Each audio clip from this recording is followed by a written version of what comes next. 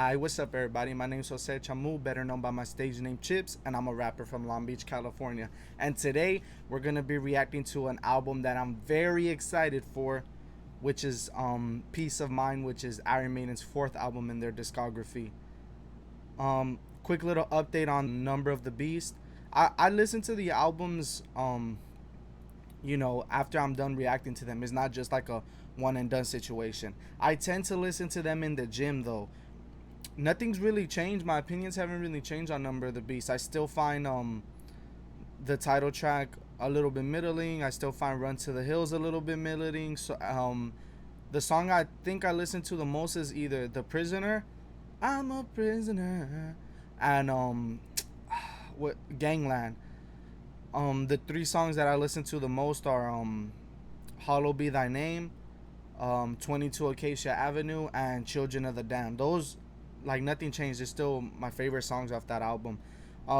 Invaders is pretty cool as well.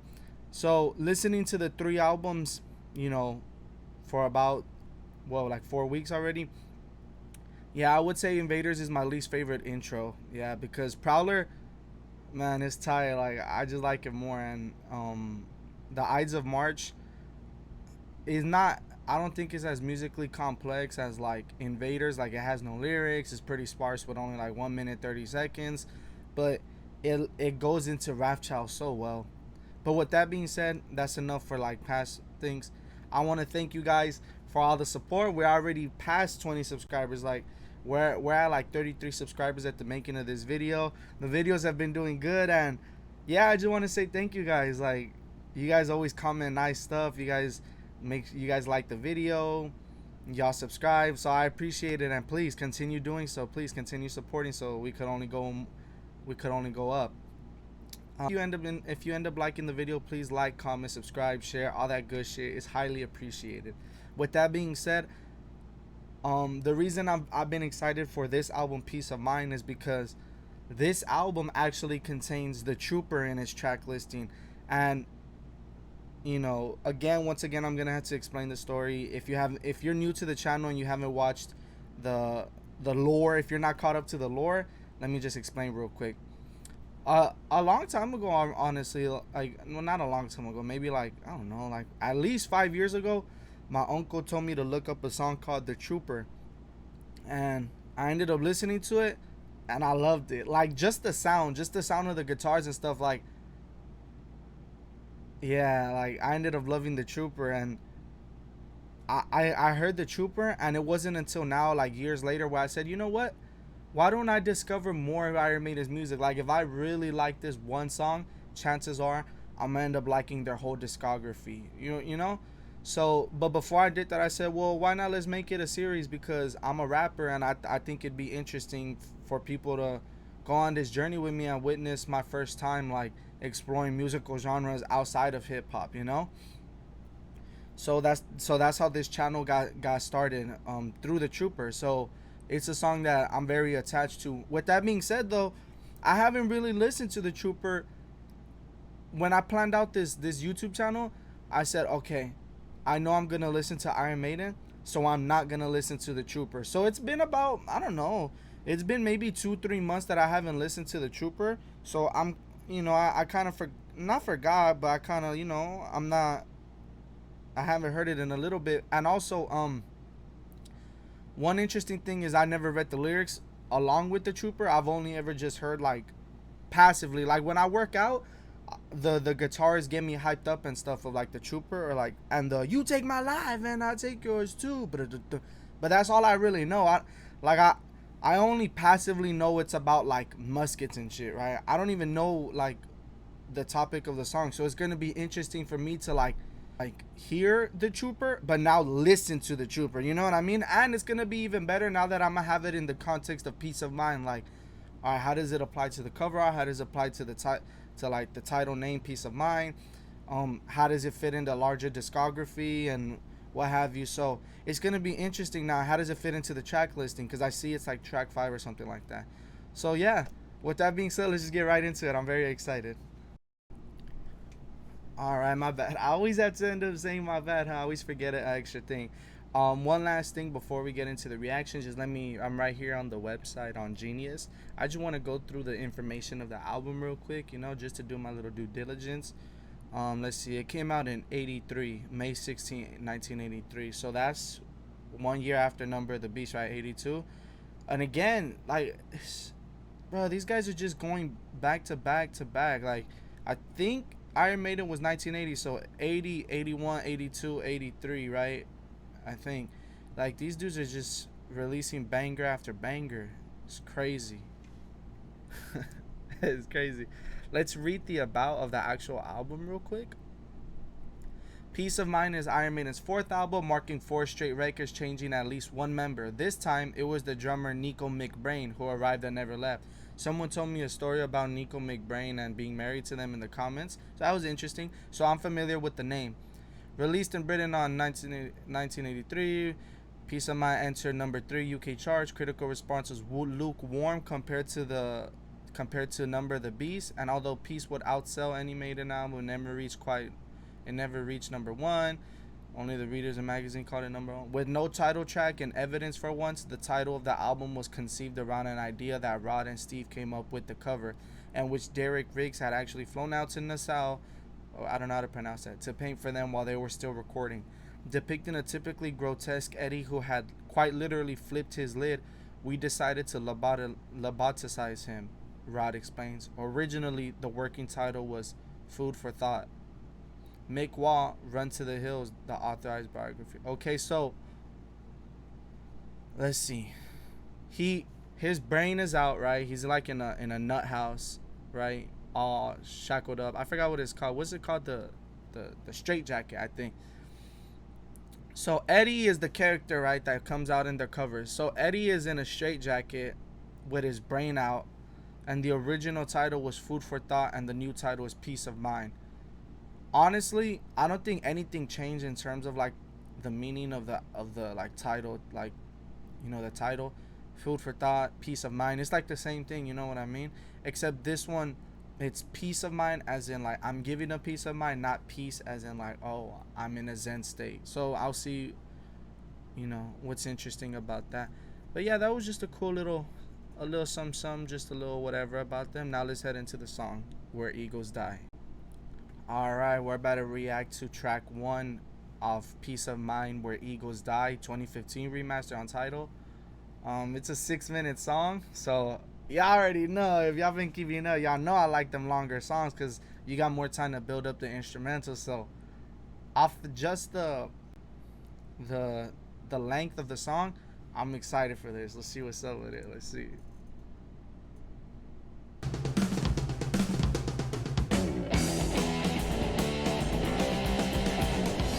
They're just hopping into it again.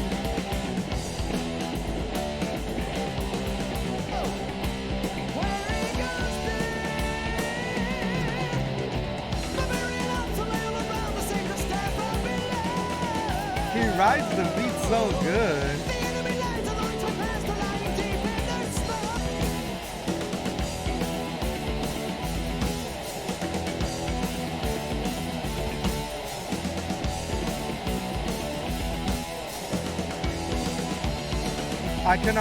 I'm seeing the third verse and I can envision like the flow. Cause he rides the beat kind of like a rapper does, like the closing in, the fortress is there, it's standing high in the sky.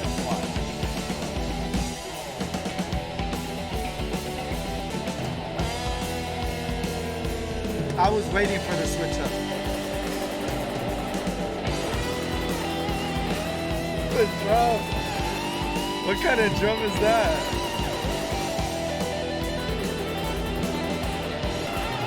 They sound almost like railroads or like machine guns.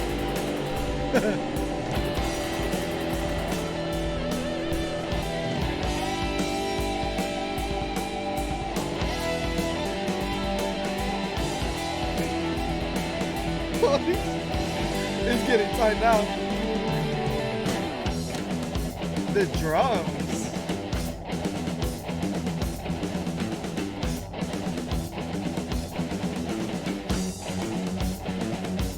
I'm familiar with that progression. They also did it, I think, in Phantom of the Opera.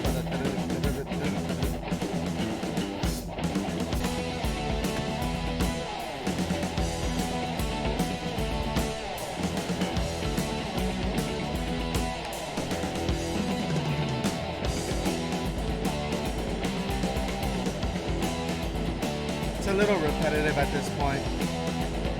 There wasn't too much progression in this one. Not.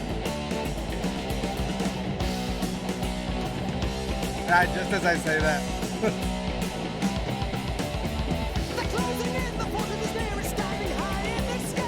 I was right, see? Because the only way in, it's really impossible to climb.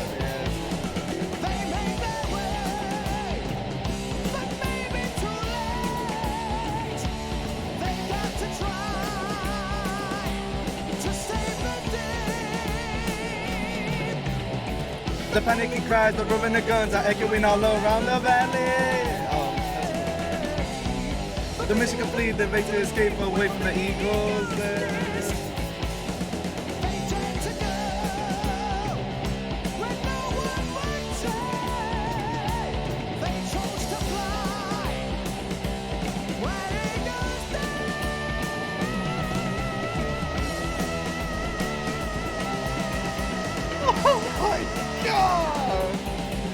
Bro, I'm bruised.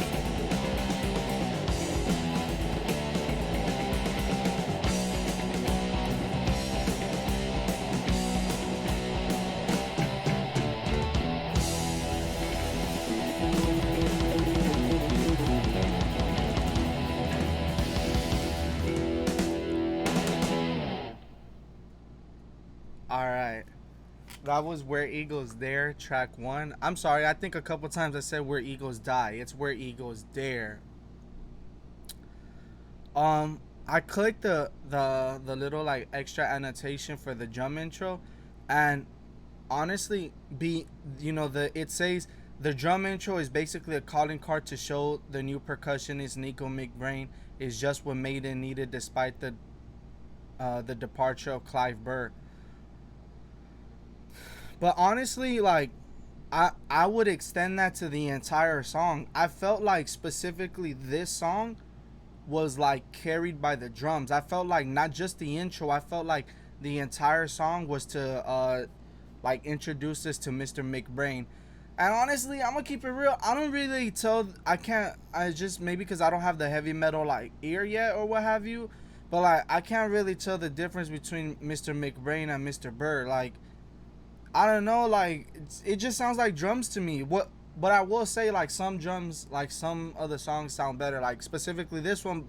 And with that being said, what I was gonna say, one of my complaints I was gonna say about the song was, it's a 6-minute song, right? But like I was excited for it because typically they're longer songs. You know, you get more complicated like switch ups and different like build ups and all sorts of switches, and like Phantom of the Opera, for example, felt like 2-3 different songs combined into one, you know, like at the 4-minute mark and stuff like that. And like Hallowed Be Thy Name, it had a great build up and stuff, whereas this one, the like guitars, they were kind of like static. Honestly, I know they did throw in some elements that changed it up a little bit, but this felt more like a hip hop instrumental than like their previous works. Where what I mean is, like, for hip hop instrumentals, typically like you'll never change up the tone or the growth of a beat, right? Even with artists who are known to like change up the tempo and all that, their beats don't change much, or they change to an entirely different song, right? Which we call beat switches. Whereas here, it was just kind of like static, and it just threw in little elements. Whereas so I felt like at first I was kind of disappointed, like, damn, like I really wish they were just throw in and go crazy with the guitar, you know, solos, and just like go ham. But you know what? I felt like maybe it was intentional to keep the guitars a little stripped back, so you could let the drums kick in. Because the drums at one point, like I said, kind of sounded like a railroad or like gunshots. Like, it sounded crazy. Like, the drums were crispy. It sounded crazy. So maybe the intention was to put the emphasis on the drums. And with that being said, my also second favorite element was Bruce Dickinson. Mr. Dickinson was like, bro, this fool, he rides the beat. All right, I'm gonna say this, compared to like Paul Di'Anno, Mr. Dickinson, he like rides the beat better. Like, well, that's subjective, but like Paul Diano, he kind of like does like his own tempos and harmonies on top of what the guitars and the drums were already doing, right? So he kind of has like a separate harmony on top of them. Whereas Bruce, he he joins the harmony, right? Like, well, that's what I mean by riding the beat. Like when the guitars are going, he's doing that. He's going, it's snowing outside, the rumbling sound of engines in the night, right? Like he's riding the beat. He's basically becoming like, and I don't mean it in a bad way, but like he's homogenized with the instrumental, right? Like they're working as one unit. And sometimes that can be good, sometimes that could be bad, because where in this song it was cool for me because like it just sounded tight, but at the same time he got lost in the mix. This was the first Bruce Dickinson song where I was like, you know what, the mixing is kind of bad, because I couldn't really hear Bruce like that. Like I was able to like hear him obviously, but not as like, it kind of reminded me of the first two album mixings where he kind of got lost in the mix.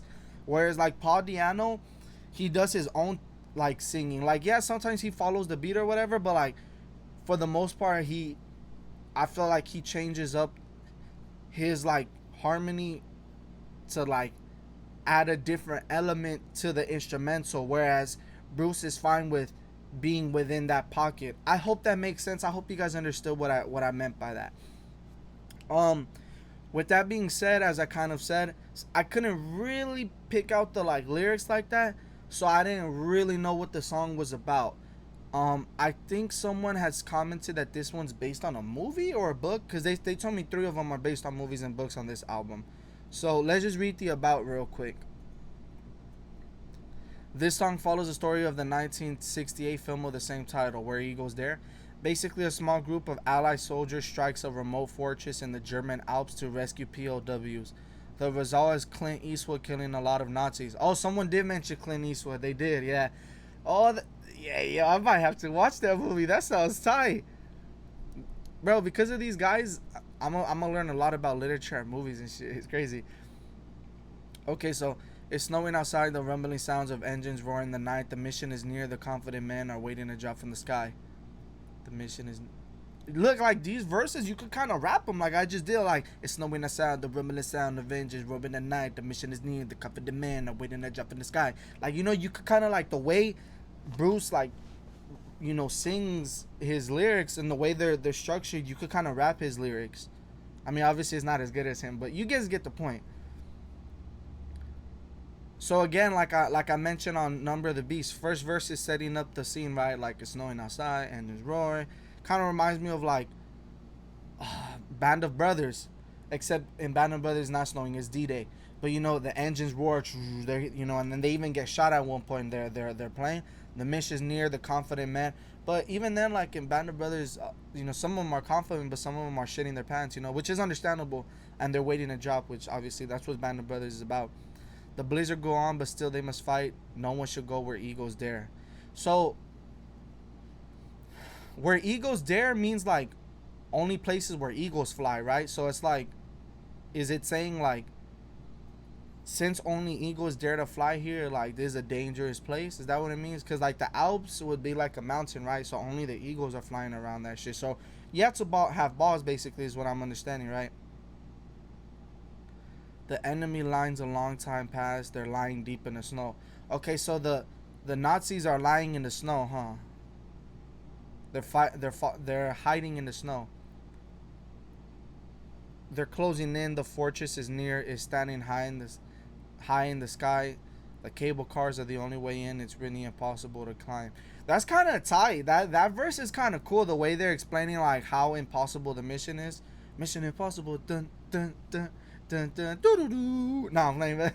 No, doo, doo, doo. So,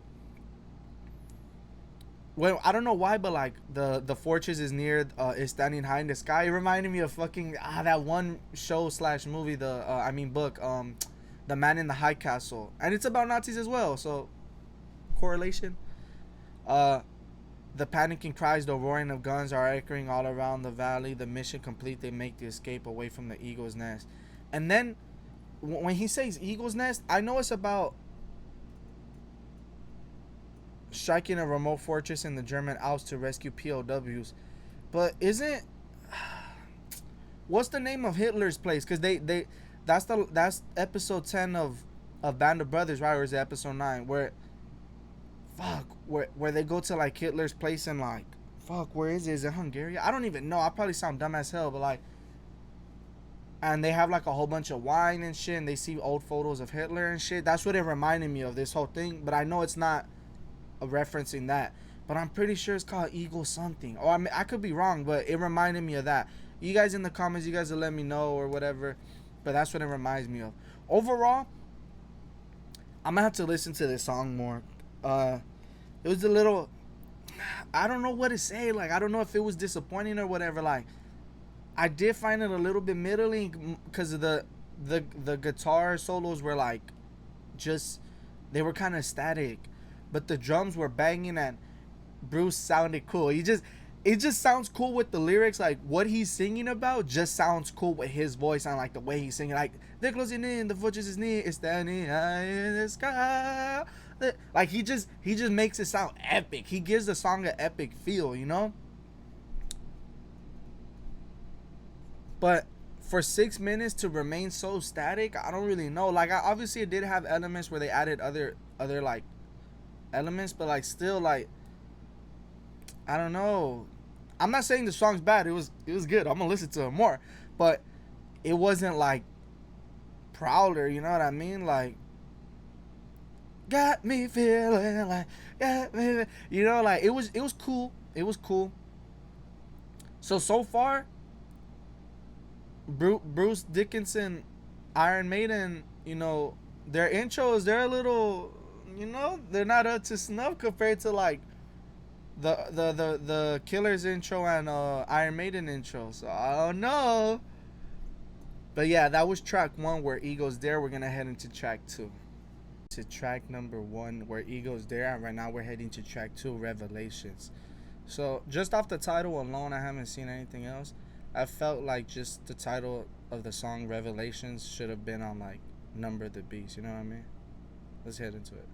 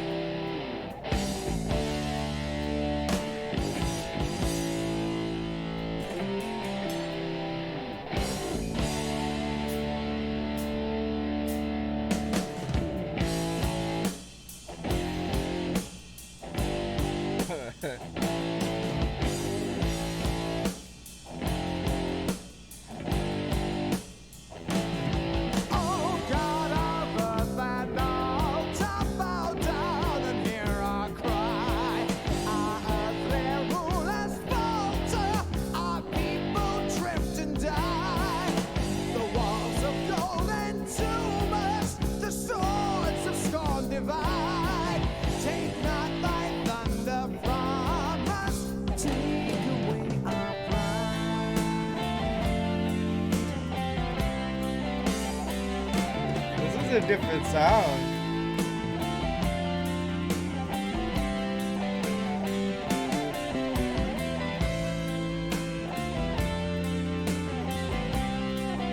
More vibing.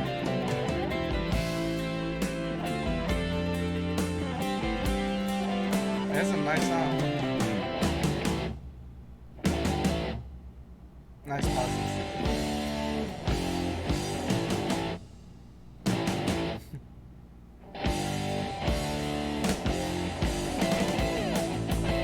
Oh shit!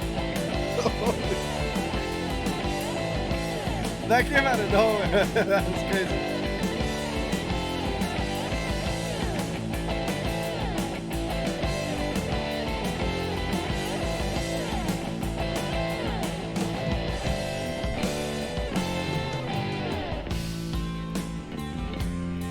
Oh, that's tight. Just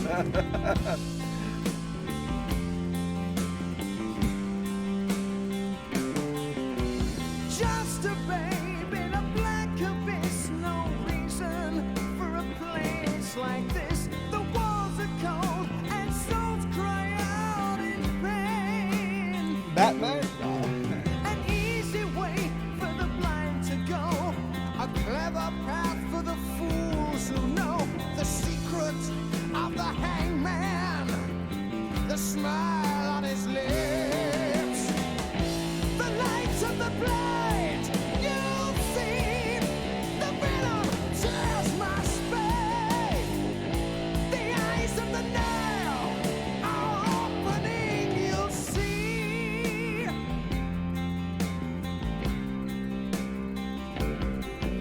She came to me with a serpent's kiss as the eye of the sun rose on her lips. Moonlight catches silver tears I cry.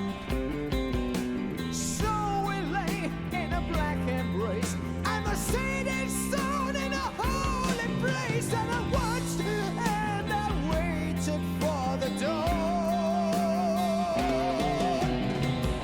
The light of the blind, you'll see.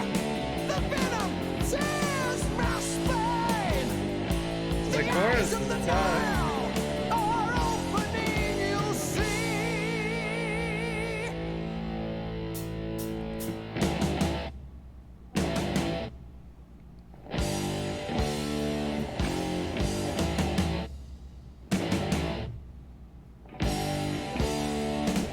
Go!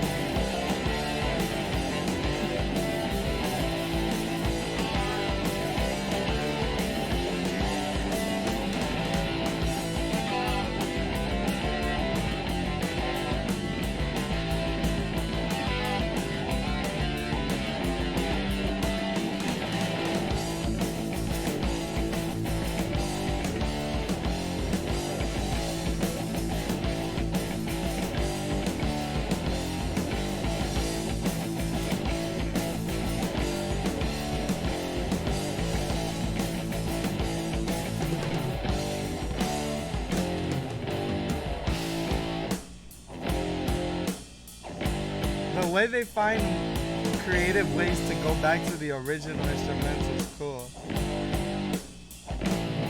Bind all of us together, ablaze with hope and free. No storm or heavy weather will rock the boat, you'll see. The time has come to close your eyes and still the wind and rain. For the one who will be king, the watcher in the ring.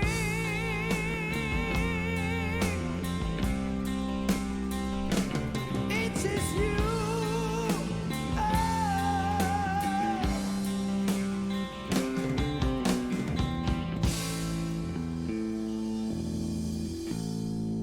It is you.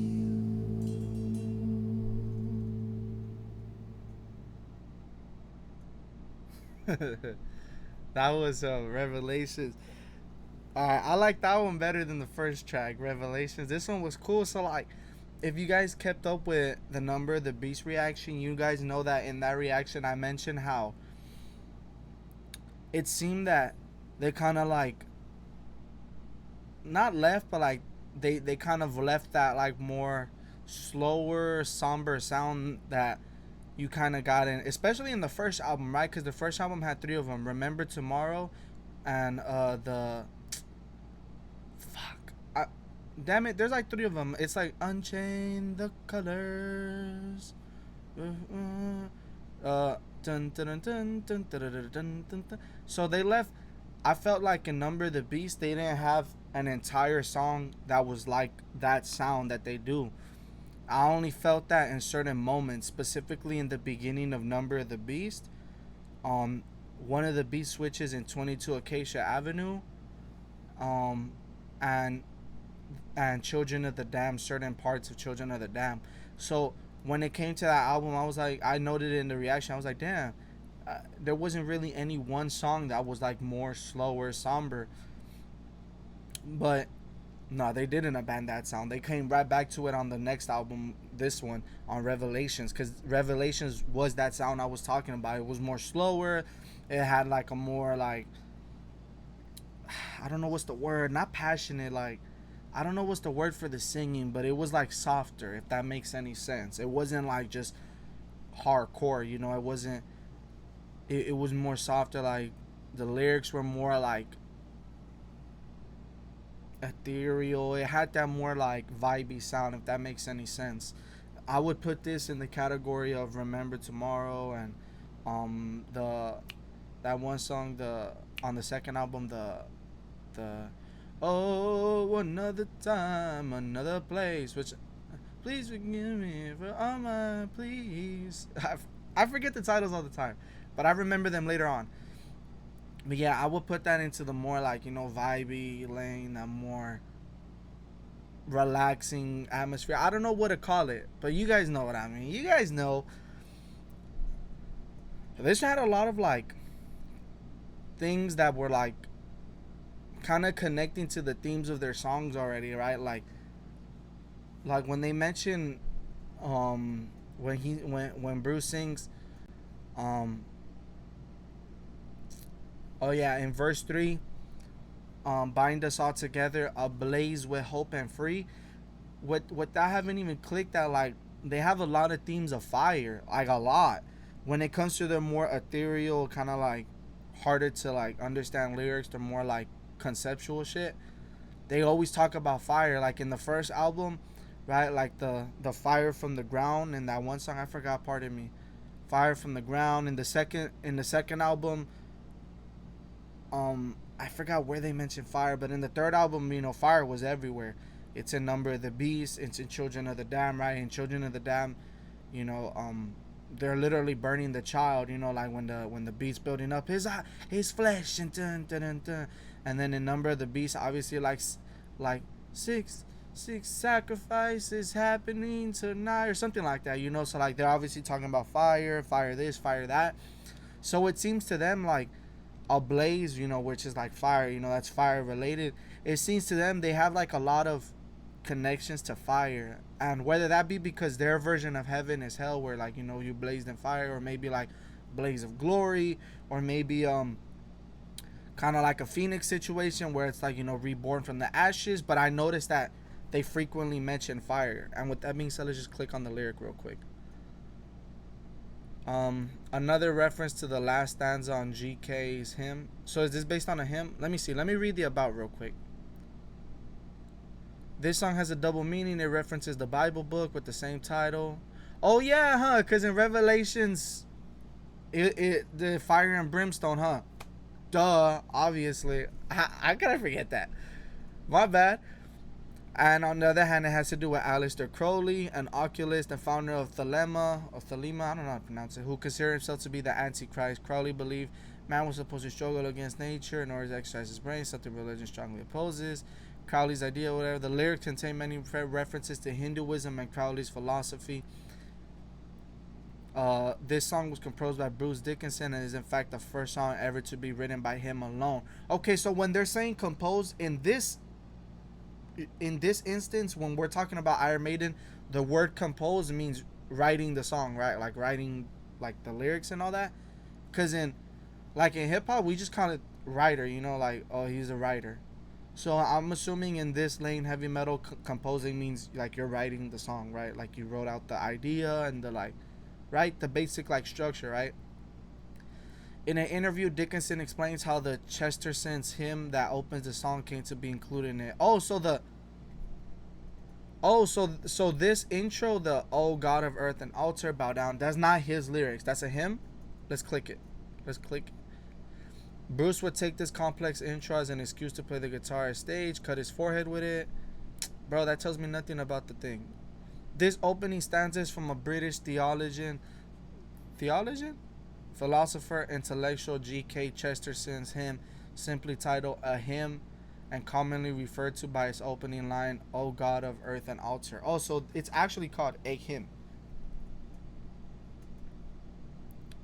Okay, let's continue. I don't know how Bruce sounds. Like, I would love to do the accent, but because I know they're from Britain, right? So I did have phones for hymns. Now I'm like, I love some of the ritual, some of it's beautiful words, Jerusalem, and there was another one with words by G.K. Chesterton, "O God of Earth and Altar," very fire and brimstone. I mentioned that, right? Bow down and hear our cry, and I use that for an Iron Maiden song called Revelations in my strange clumsy world. Strange world again. See, that's the song I was talking about. So they got Remember Tomorrow, Strange World, and again we're going back into that theme of strange. They even mentioned strange in I forgot which song it is. It's a Number of the Beast, I think. It's in that album where he mentioned strange, and I'm like, you see the connection? And in Killers. So they mention strange a lot, right? They're mentioning fire, they're mentioning strange, they're mentioning death a lot. So maybe to them, the idea of death and all that is like strange, it's not, which it makes sense, like how the fuck are we gonna know what occurs during death, or what occurs in hell, or what occurs during Revelations? Like, that's a strange concept. Like, yeah, we might have an idea of it, we might make songs about it, or literature and all that type of shit, but it's truly a strange or foreign concept. We have no idea, about none of that, and we never will. You won't know until you die. Which, if you're interested in like this kind of conversation, I implore you, if you don't listen to hip hop, which you probably don't because you're looking at an Iron Maiden reaction, but if you don't listen to hip hop and you kind of want to see some, like, kind of want to hear some like real, like, really good topic on like death and that type of thing, then please listen to Rakim. Rakim, the God Allah. He has a song called After You Die. I'm pretty sure it's called After You Die. It's an unreleased song, but like, that's one of the deepest songs I ever heard in relation to like death and like, do you ever feel, do you ever know what happens after you die? Like, I'm telling y'all, that song is amazing. Like, lyrically, it's one of the best songs I ever heard. But with that being said, I came to the lyrics again because there was a part that they mentioned that. Okay, so verse 1, let me just break this down. Just a babe in a black abyss, no reason for a place like this. It reminded me of, I think it is Strange World, where it's like, okay, black abyss, it kind of reminds me of Bane. You were born, you weren't born in the darkness, you merely adopted it. It reminded me of that. No reason for a place like this. And again, in Strange World, right, it's like, I see no smiling faces. Everything is strange. The walls are cold and souls cry out in pain. So again, lyrically, the first verse is very adjacent to Strange World. Like an easy way for the blind to go, a clever path for the fools who know. And then in Strange World, he basically kind of like implies suicide, and the same topic we have here in the first verse, where the secret of the hangman on the hanged man, the smile on his lips. So, the first verse is saying like, yo, this place is shit. It's dark. It's a black abyss. The walls are cold. Niggas is crying out in pain. But the hanged man, he's smiling. He's dead at this point. He's hanging, I'm presumably with a noose, but he's smiling with his suicide. Why? Because like in Strange World, it's like, this is a strange place. I don't want to be here anymore. Give me deliverance. I'd rather be out in, purgatory, or maybe this was purgatory. You know what I mean? Like, they rather go embrace the light of the blind. You know what I mean? I think, right? Like, so a lot of their themes, they're kind of like, this song is connecting to a lot of past works, and it lets me know a lot about their mindset. Whether they do or don't believe in any of this, it just tells me that their writing style is very like, connected. You know, like they clearly have thought about this idea more than once. Just how me, right? Like, I'll fucking write 3 fucking albums about selling crystal meth. You know what I mean? And with each thing, you'll get a little story or what have you, and you'll be like, okay, he obviously, which he being me, you'll hear my lyrics and you'll be like, okay, I obviously have experienced a certain situation because I've mentioned it 10 different times in 10 different ways. And it's the same thing with Iron Maiden. It's like you're hearing the lyrics where it's like, okay, there's a dark place, and you know the best way to escape is with suicide because this place fucking sucks. So you're hearing a lot of the same topics and stuff, just in a different way. So it's kind of cool in terms of that, like when you know their past works. And it's cool now that I know more about Iron Maiden. I've heard their first 3 albums, I could make that connection. So that's kind of cool. That's like a cool little thing for someone that looks out for that type of shit. That's cool. This song was cool. It had a nice sound. It had a really good combination of that slow sound in the intro, and then it had those really, really good breaks where it's like ba-da-bum, psh, bum, and then like, and for a moment you think it's just gonna go boom boom, and then the silence boom boom, but then eventually they kick up the notch and then they bring in the solos and the instrumental breaks. So this was good. This was a pretty complex song. It had a lot of elements going on. I like the way they go from like the slower, somber thing, they pick up the speed, and they go back to that slower lane. This was a good song. This was good. I'm about to listen to it more. Yeah, that was Revelations. We just reacted to Revelations, and now we're heading into the 3rd track of Peace of Mind. Wait, hold up. Okay, so 3 of 9. Okay, so this a 9-track album. Okay, so we're in track 3, Flight of Icarus, which I believe it's a single. Some people were mentioning this song to me. Obviously, I'm pretty sure most of us are attuned to like the story of Icarus, where you fly too close to the sun, his candles ended up melting, and the nigga died. Anyways, I'm gonna see what their interpretation of this is. So let's just get right into it with that music. It's a pretty short song.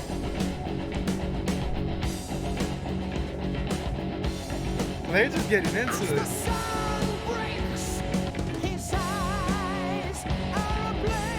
Ablaze.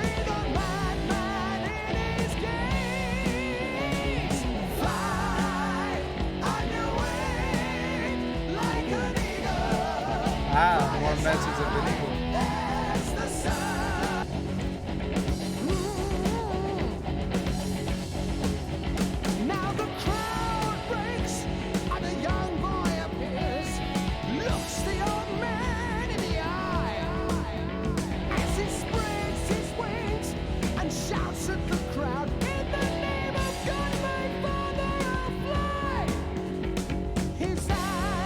So in this version, Icarus isn't escaping the tower, huh?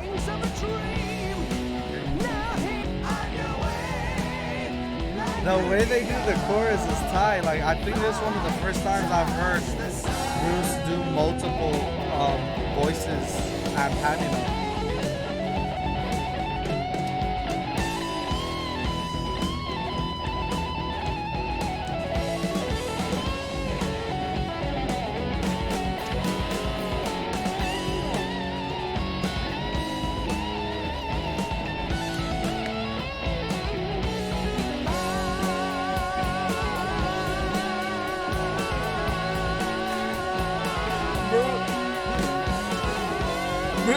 He's still going. Holy shit.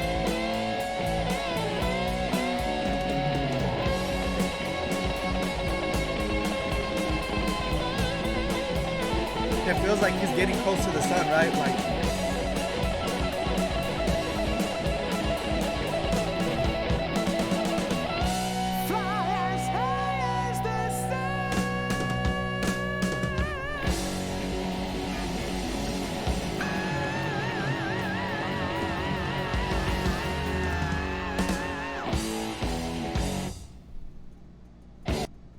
sorry. So that was Flight of Icarus, track number 3 of Peace of Mind. Before I discuss it, let's just go into the about real quick. The myth of Icarus, who flew out of the labyrinth wearing wax wings but plunged to his death after flying too close to the sun, is retold in a way that resembles teenage rebellion. Okay, so what makes them think of teenage rebellion? For me personally, I felt like this was a song about not teenage rebellion, but of like not being afraid to take a plunge, to fly, not being afraid to fly. First, before I discuss the lyrics, I want to discuss the instrumental, which is my favorite part. This was good. This was a good song.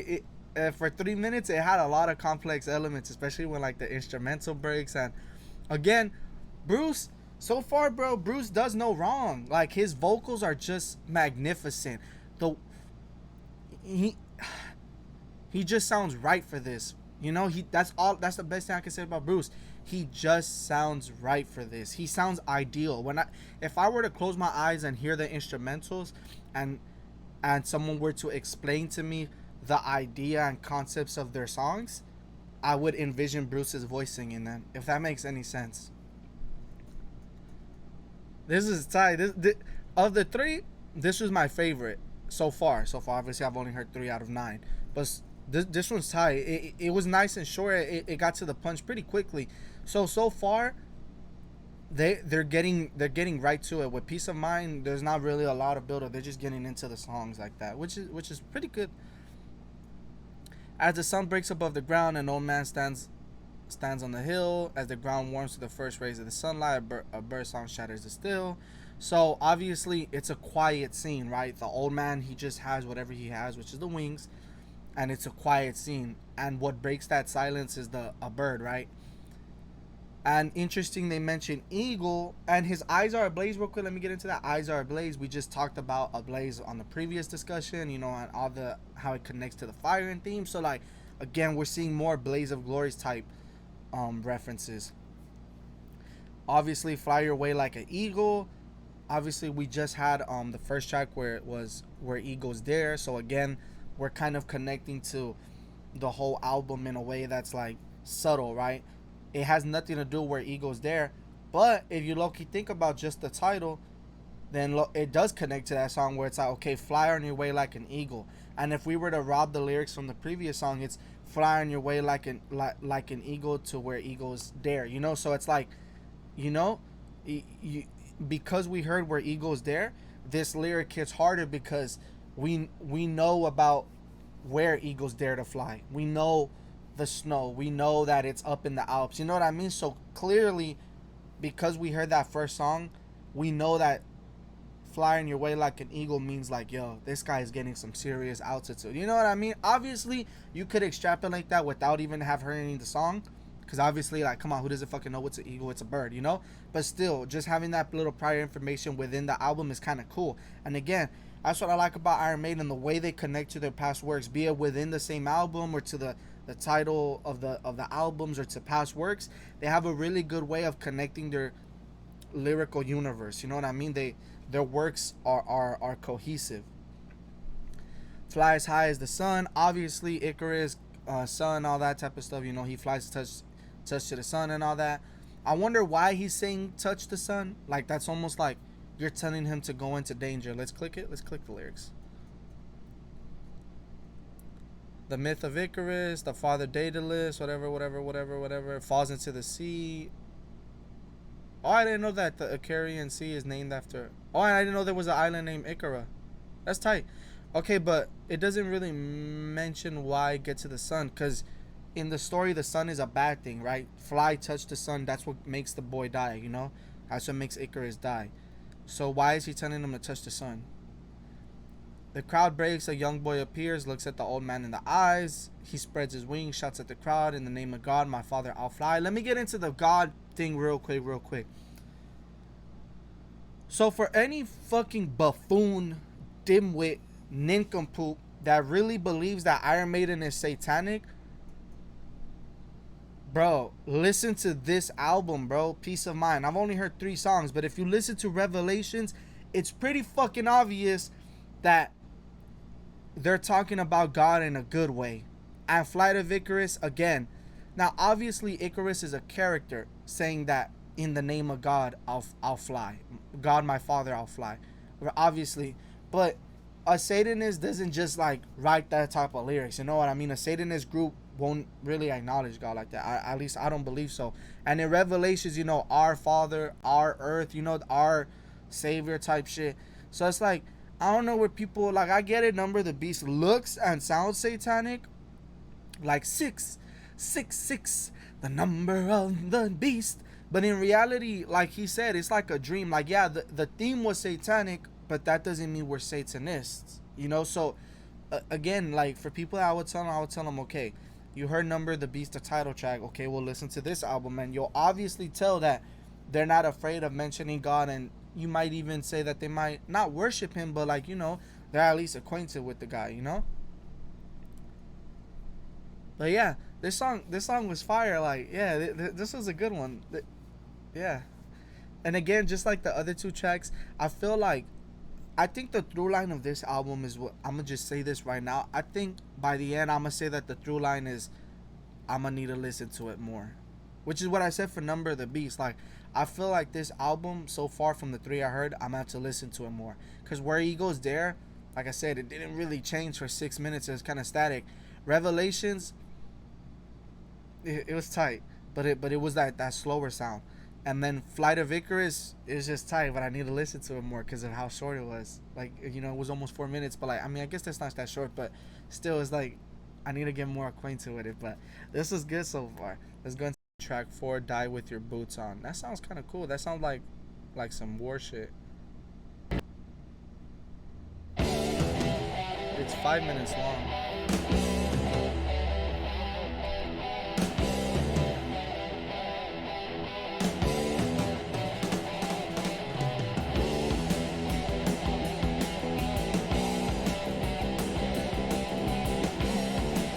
This reminds me of The Trooper.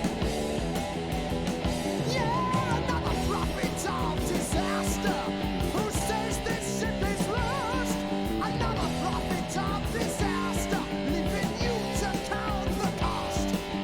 Taunting us with visions, afflicting us with fear, predicting war for millions in the hope that one appears. No point asking when it is. No point asking who's to go. No point asking what's the game. No point asking who's to blame. 'Cause if you're gonna die, if you're gonna die, if you're gonna die, if you're gonna die, if you're gonna die, die with your boots on. If you're gonna die, well, stick around, gonna cry. Just move along. If you're gonna die, you're gonna die. Die with your boots on. If you're gonna try, well, stick around, gonna cry.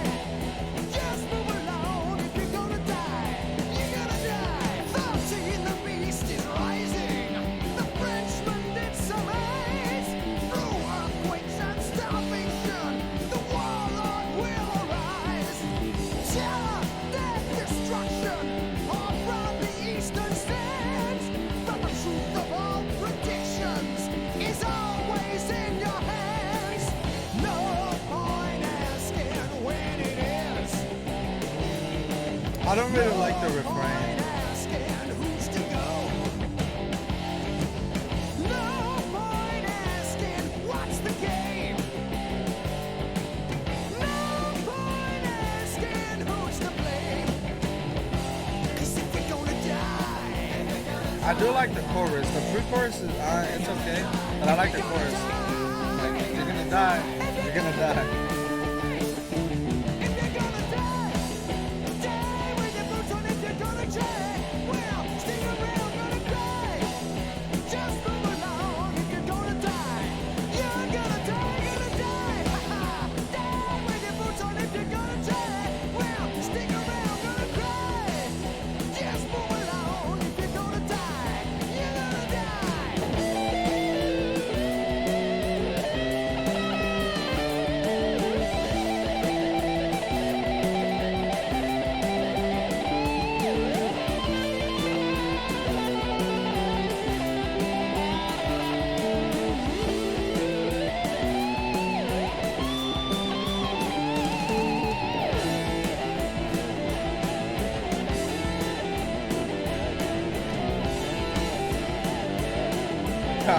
It got good now.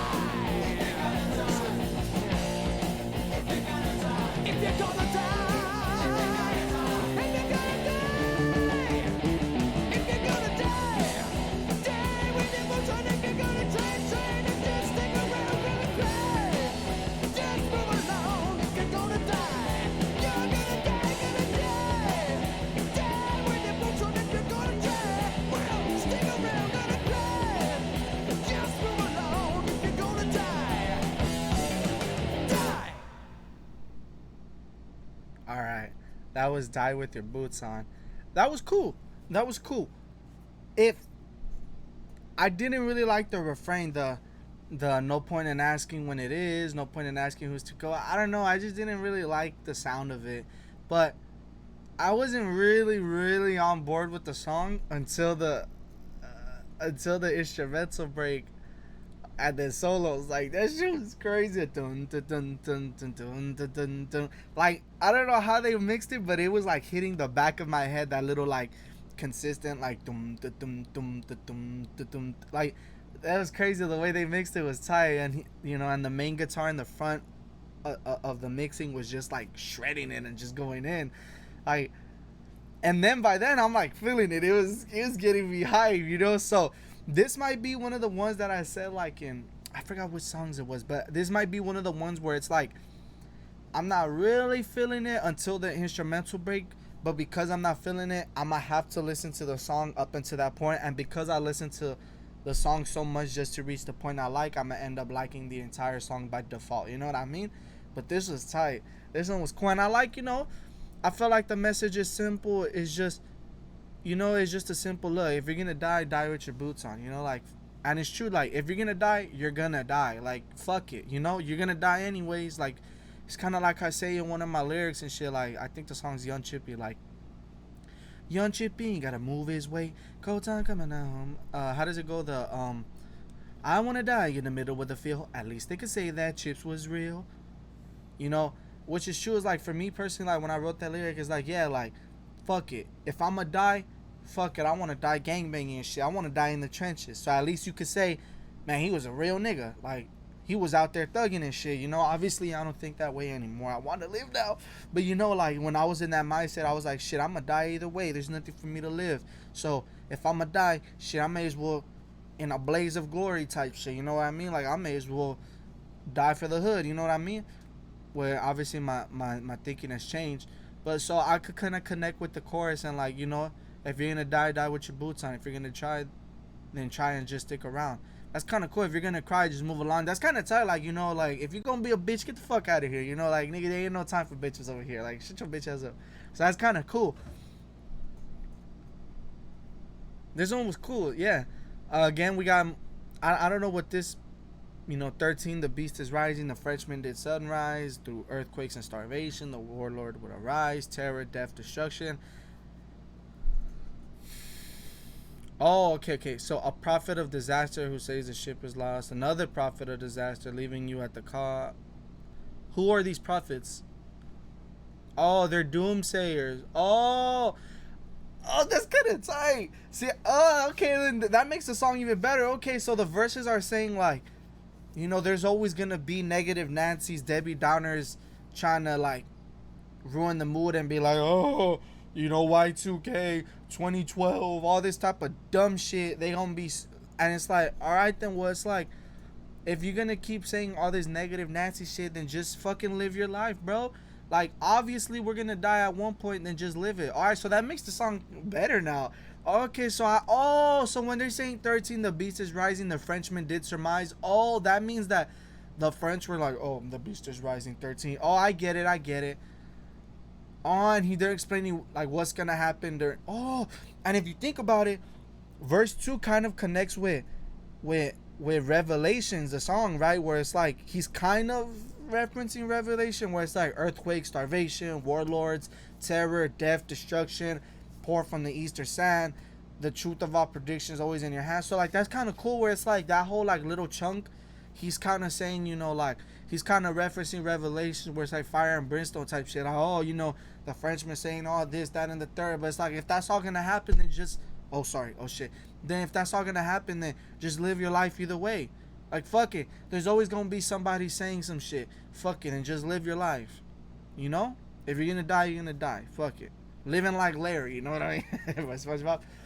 That was cool. You know what, I didn't really pay much thought into the lyrics like that, but now that I kind of know what it means, you know what, this song got better. You know what, that's tight. This is a good song.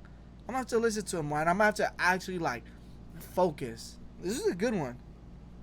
The Trooper. Here's the thing. If y'all been skipping everything, which you probably have, I've been seeing my analytics. If you've been skipping just to see the song reactions, you won't really have this background detail, and you probably still won't, because you're gonna just skip to the music. But as I've said plenty of times, The Trooper is what put me on to Iron Maiden. So this song has a special place because, like I said, it started off the journey of this YouTube channel and just this beautiful journey that I've been on listening to Iron Maiden and shit. But with that being said, as I said in the intro, I haven't really like sat down and listened to The Trooper. I've only heard it passively when I'm in the gym, like, but I've never once sat down and try to listen to the different solos and the lyrics and pick apart what it's about in terms of the album. So for me, I guess, like, yeah, technically this isn't a first time reaction for this specific song, but I feel like I'm still gonna like find elements that I didn't really notice before, if that makes any sense. But I mean, I do really like this song. Like, if I, you know, this song is like perfect, bro. Like, I feel like this is the best Iron Maiden song I've ever heard. I haven't heard it in a minute. I've only been listening to the first 3 albums, and I purposely haven't listened to this song in a while. But from what I remember, this song's a fucking banger. And so, sorry for the people that came just to see my reaction to The Trooper, because I'm pretty sure it's the most popular song, at least in title it is. But yeah, you're not gonna get a fresh reaction off me for this particular song. But with that being said, let's just listen to it. I already know what it's gonna be about, but still, fuck it. Let's just vibe.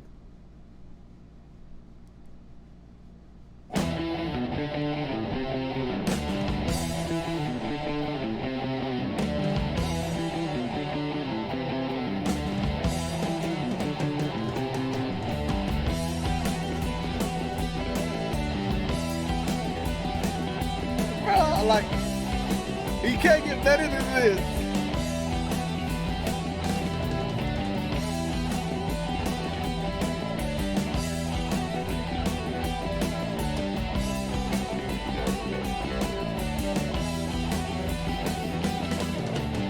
You'll take my life, but I'll take yours too. You fire musket, but I'll run you through. So when you're waiting for the next attack, you better stand, there's no turning back. The bugle sounds, the charge begins. But on this battlefield, no one wins. The smell of ice and smoke and horse's breath is a virgin into sudden death.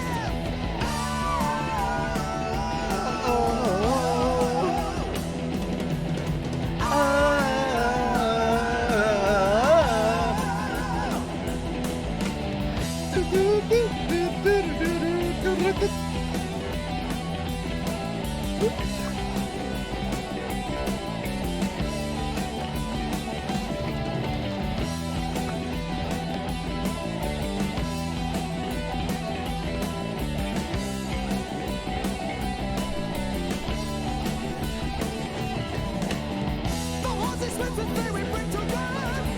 The manual of the Russian guns. And as we race towards the human wall, the screams of pain as Montgomery's fall. We hurl the bodies that lay on the ground, and the Russians fire another round. We get so near yet so far away. We will live to fight another day.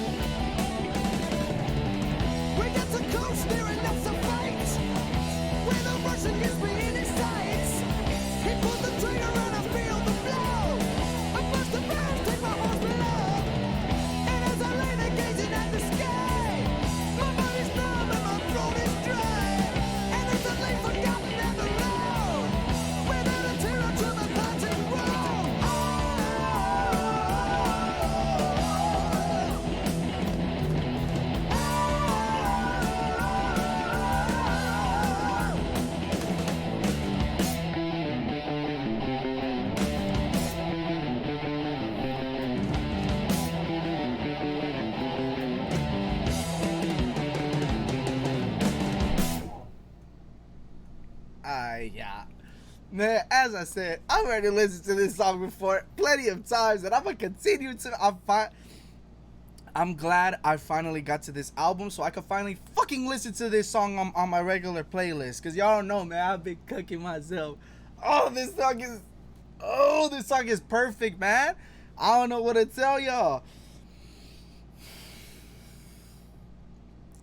The only song that comes close, and even then it's like a large margin for me, is Phantom of the Opera. Like, this song is just, oh my goodness. Like, and you know, I will say, in terms of the album, I don't know if it's because I've listened to The Trooper so many times that I know the song. It kind of comes out of left field.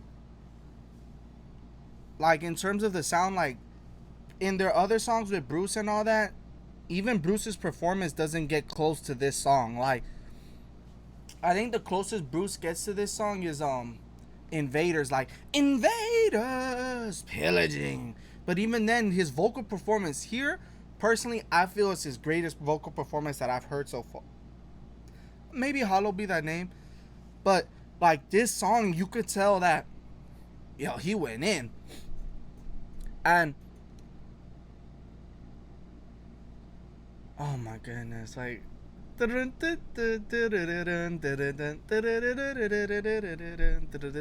song is just perfect, dog. Even the lyrics, they're fucking gangster. This shit, the whole story is tight. Like, like, bro, this shit is amazing. This is, I thought that maybe after listening to The Trooper and listening to, I would say 4, even though I'm only in track 5, I'm gonna just say I listened to 4 other albums.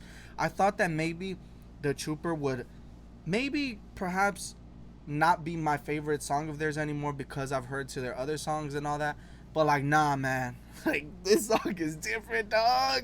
You could say it's nostalgia or whatever, but like I genuinely do like this song more than the others. Like, the only ones that come close are Phantom of the Opera, Wrathchild, Hollow Be Thy Name, Transylvania. But even then, it's like they're competing with each other for the second spot. There's no song that so far that I'm like, yeah, this comes close to the Trooper. Like, there's like, bro, this song is the best song they have, and it's quite different sound compared to the other songs. Like, I don't think from their 4 albums I heard, I don't think there's a single song that's as hardcore as this one in terms of like the pace. Like, this is very, in from their compared to their previous work, this is a very, very fast paced song. Like, very fast paced, especially in terms of this album, right? Because like, Where Eagles Dare is a very like static intro where it's like just like one kind of simple melody harmony.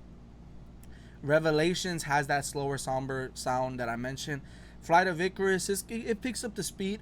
Die With Your Boots On is a little quicker, but like the Trooper is just like, I don't know what BPM this is, but this shit is a fast paced song, at least I would say. Man, this song is just, I don't know what to tell y'all, man.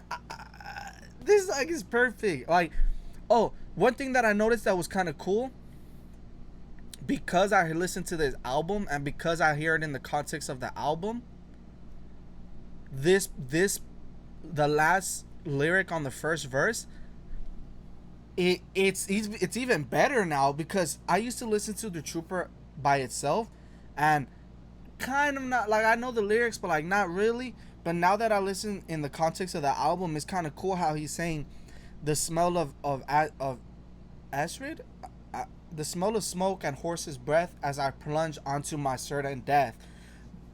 When I heard it alone, obviously I was just like, okay, it's just a cool lyric. Like, all right, I'm going in, I'm a soldier, I'm gonna do my job. But when you hear in the context of the album that I'm plunging into certain death, we literally just heard Die With Your Boots On, where it's like, if you're gonna die, die with your boots on. So if anything, I feel like Die With Your Boots On is very much so like a it technically is because it comes before it, but it's like a precursor to this song. Like, I even mentioned, I think it kind of sounds like the Trooper in the beginning phase of Die With Your Boots On, where it's like, you know, like, it's kind of like an intro to this song where it's like, yo, fuck it, just go to war, you know, like, fuck it, y'all gonna die. And you know, he's, you know, which is very much what he acknowledges. You know, he says, the character, you'll take my life, but I'm gonna take yours too, you know. So it's like, if you're gonna die, you're gonna die, so fuck it, I'm gonna die, but I'm gonna take whoever I can with me, you know. Like, you'll fire your musket, but I'll run through, you know. While you know, when you're waiting for your next attack, shit, you better not be, you know, you better not be stacked, because there ain't no turning back. We gonna chunk it, you know. And you know, no one wins on this battlefield. And the actual like storytelling is kind of like, if the song wasn't so epic, this would kind of be sad. Especially like this is like some real PTSD fucked up shit. If he lives, but he doesn't, as he says on the third verse, which I'm gonna get into. But it's like, you know, we race towards the human wall, the screams of pain as my comrades fall. We hurl bodies that lay on the ground.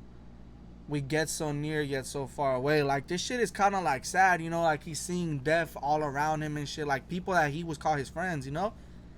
And then the third verse is kind of sad. Now that I actually like listen to it, it's kind of sad how he's like, a Russian gets me in his sights, he pulls the trigger, I feel the blow, a burst of rounds take my horses below, and as I lay there gazing at the sky, my body's numb, my throat is dry, and as I lay forgotten and alone, without a tear I draw my parting groan. I guess that section is kind of sad, honestly. Now that I actually listen to it, like, I kind of feel for this character now. It's kind of fucked up. Specifically, the part that's kind of sad, that kind of like made me a little sad, was when he's saying, I lay forgotten and alone. Like, damn, like, it's true. Like, at most, what, you'll be memorialized on a memorial wall or a mural or some shit, but it's like, people don't know your story. They don't know your individual life, everything you had to go through and everything.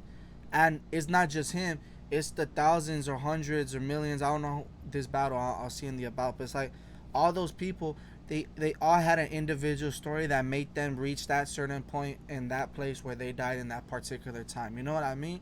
So it is kind of fucked up. It's like, nobody knows those thousands of soldiers, those hundreds of soldiers. Nobody knows how they were born.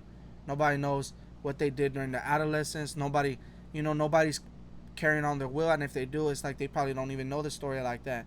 You know, so it's kind of fucked up how he's saying I'm forgotten and alone. And without a tear, I draw my parting groan. Like, even in death, being alone, throat dry, he's not crying. He's being stoic.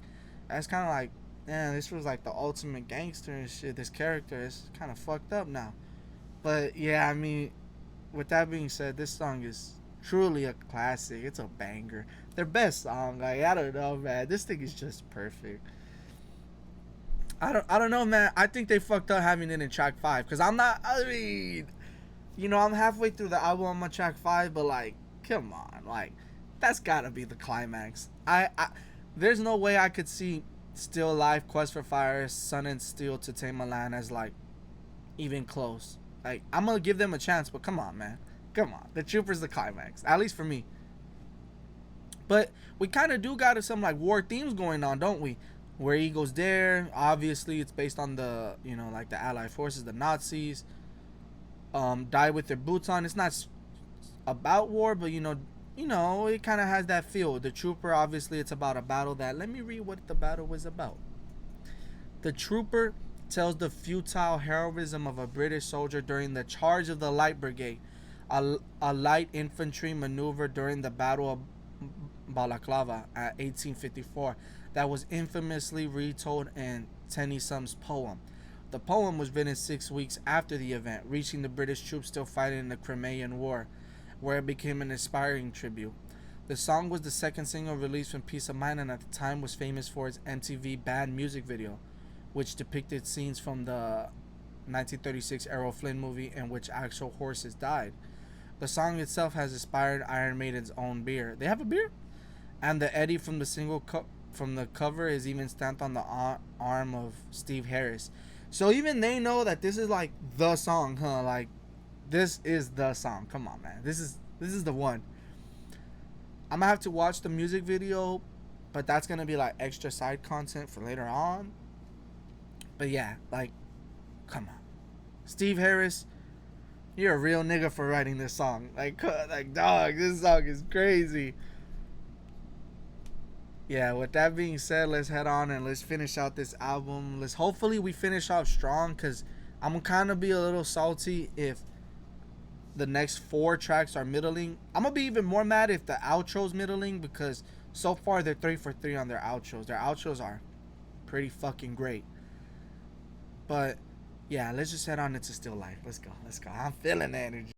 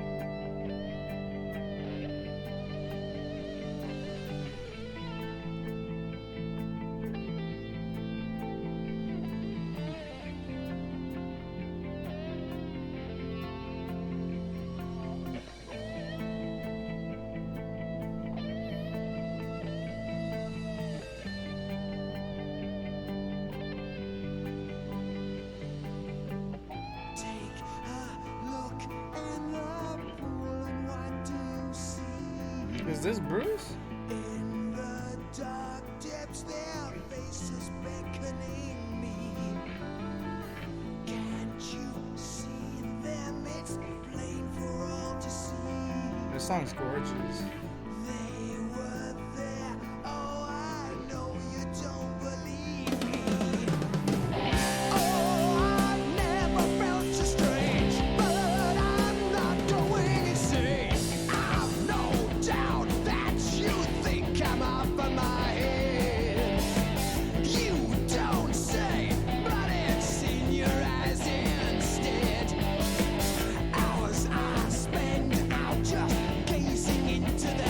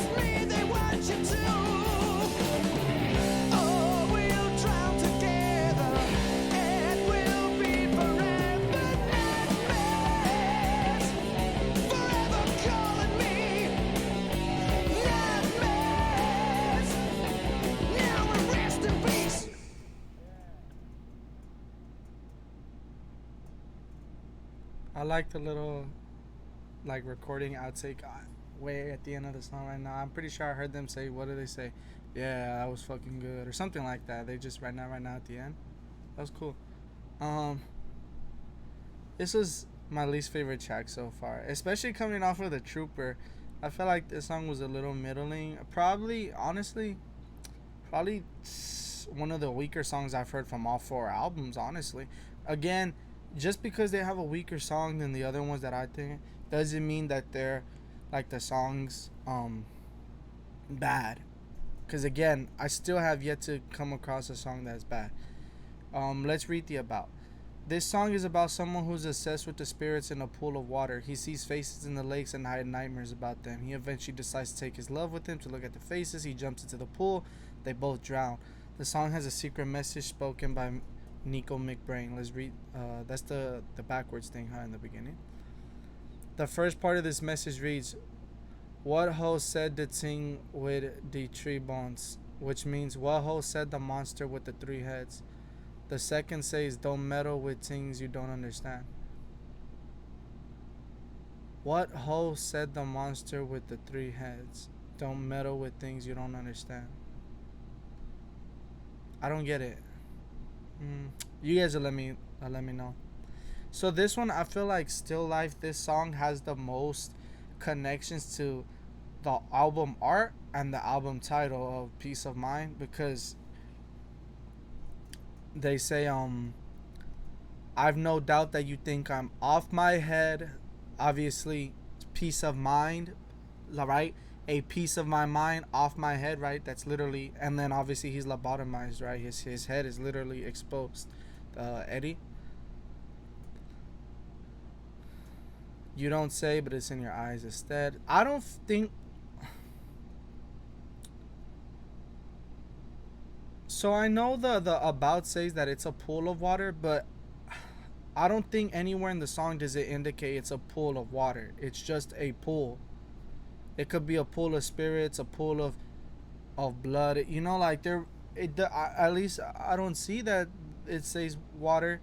So for me, I feel like this song, again, going back to what I was saying previously, I feel like this song connects back to the previous work, specifically another song that mentions life, strange world, that Strange World and Still Life. I feel like, again, we have more connections. I think in Strange World where he says the like women drinking plasma wine, when he said that, that reminded me of verse 3 reminded me of that lyric where all my life's blood is slowly draining away. I feel that I'm weaker every day. Somehow I haven't long to go, joining them at the bottom of the pool, right? Because in Strange World, I'm pretty sure he says something about like the ground opens up, women drinking their plasma wine. It just made me think of that. I'm pretty sure it's not related, I don't think so, but it just made me think of that for some reason. And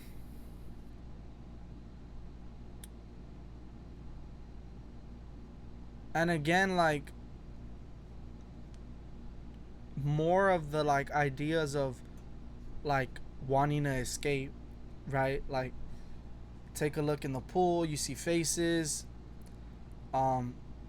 He wants to jump in because he's something's drawing him there. It almost reminds me of Number of the Beast, the actual song, because in Number of the Beast, right, he says something about like the dream and like the ritual, something like he doesn't really like it, but that it's beckoning him, like it's calling for him. Same thing in this song, right? They're beckoning him, the faces, something's drawing him, he doesn't know what to do. That's almost like word for word like what the narrator experiences in Number of the Beast, the song. So I feel like it's connected in that theme where it's like there's something pulling the narrator to, there's a through line, if that makes any sense. What she says, the spirits are calling me, nightmares, spirits calling me. So wait, so maybe I am onto something, because Number of the Beast is a nightmare, right? He said it before, like it was inspired by a nightmare. And in Number of the Beast, right, this chorus is nightmares, spirits calling onto me, nightmares, they won't leave me be. That's basically the idea of Number of the Beast, where he's like, except this, in that song, the spirit has a name. It's not just a spirit. Well, I don't know if this character is a spirit, but the beast, slash Satan or whatever, that's the person, that's the thing that's calling them in that song in their nightmare, and they won't let them be. So maybe this is like a continuation of that idea, if that makes any sense. Overall, I thought the song was okay. It wasn't bad, but just like how I said with the other songs, just when I think the song's like middling, or I'm like, oh, it's okay, or I'm ready for it to finish, they always come through with a good instrumental break and guitar solo. So I guess even them, I don't know if it's because even they know that the song's kind of getting stagnant, but just in the perfect time, every single time every time you can see through the reaction, I'm already saying, all right, I am kind of already fed up. Like 2 seconds later, boom, they hit me with a with an instrumental break or like a solo. So it's like they're hearing me, you know. It's like almost when they were making the song, they felt the same way. They're like, all right, let's change up the tempo, let's change up the flow a little bit, let's break this monotony almost. This song was just cool. Again, I don't know if I'm gonna be listening to it. Definitely not as much as The Trooper, but it was my least favorite off the album. But again, least favorite doesn't mean it's bad. Never once did I say it's bad. It's pretty good. It's just not as good as the rest. Quest for Fire, without having read the lyrics or the about or anything yet.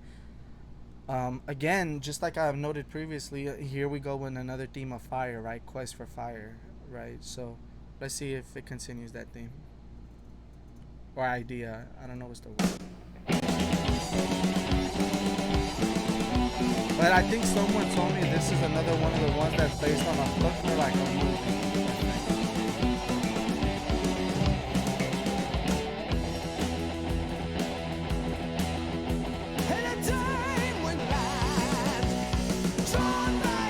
I like that. I like the way he's saying John like this.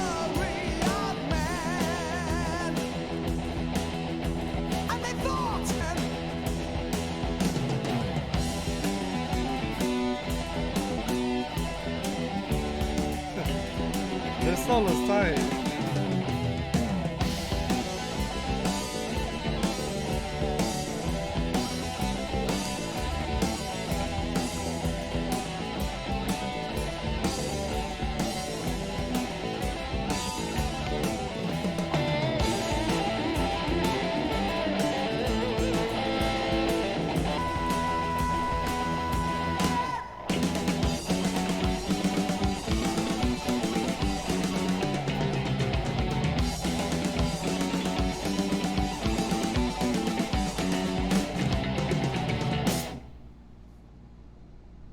Alright, that was Quest for Fire, track 7.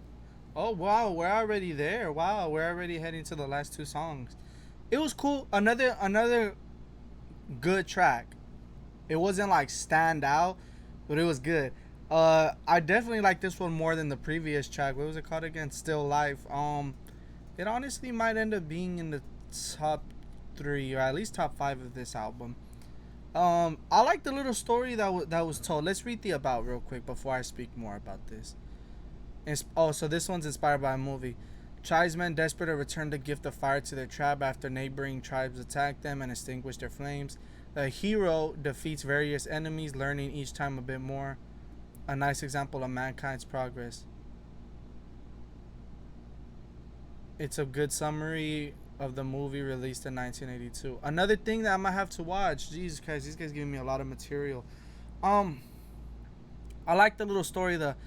Obviously, you know, verse 1, we're setting the scene right in a time, you know, way before ours, in an age where the most prized possession was fire. You know, they fought for warmth and light. I really like the chorus, the drawn by quest for fire. That part was cool. It's probably, I like how, alright, so one consistent thing I'm noting throughout specifically this album is that Bruce is, Mr. Dickinson is more open to like, what did I say? He's like doing more double vocals in the background, you know, like doubling his vocals. Whereas like, I'm pretty sure in Number of the Beast, I can't really recall many instances of where he was using double vocals. Whereas here, in this album, he's used a couple double vocals. He's used it for Drawn by Quest for Fire. And he's also used double vocals on Die With Your Boots On, how he's going die and then like he has his other voice kind of like talking to him in the background, and he's also done it in which other song I forgot, but he's done double. I think he should do more double vocals. It makes it more epic, or it makes it more grandiose. I guess that would be the word, grandiose. It makes it more epic, more grand. But this was cool. Yeah, it was actually a pretty cool song. I think with more listens, this was gonna be one of my favorites on the album. The little solo was cool. I like the story. I like the lyrics. Yeah, this was a good track. I can't really say much more. It was just good. It wasn't like stand out, but it definitely wasn't bad. So yeah, it's another pretty good song. Into track 8, the penultimate track, Sun and Steel. Let's get right into it.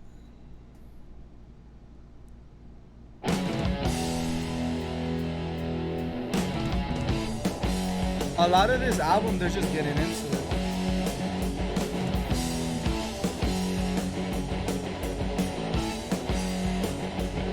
Well, you killed your first man at 13. Killer instinct, animal supreme. This nigga's thugging. By 16, you had learned to fight. The way of the warrior, you took it as your right. It's kind of tight. Sunlight falling on your steel. Death in life is your ideal. Life is like a wheel. I like the verse more than the chorus. Sunlight falling on your steel. Death in life is your ideal. Life is like a wheel.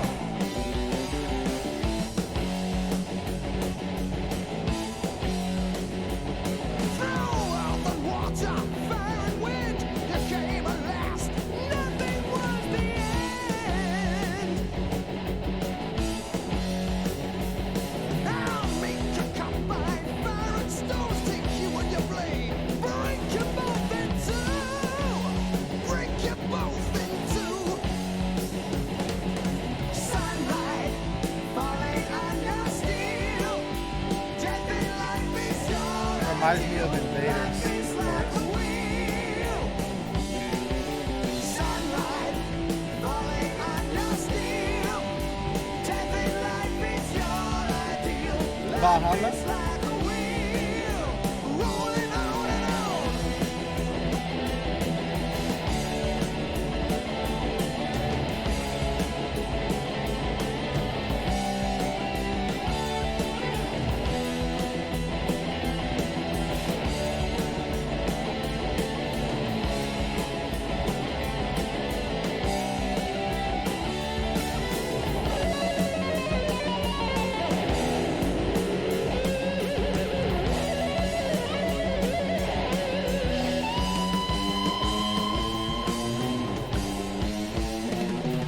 Sunlight falling on your steel. Death in life is your ideal. Life is like a wheel. Sunlight falling on your steel. Death in life is your ideal. Life is like a wheel. Sunlight falling on your steel. Death in life is your ideal. Life is like a wheel. Sunlight falling on your steel.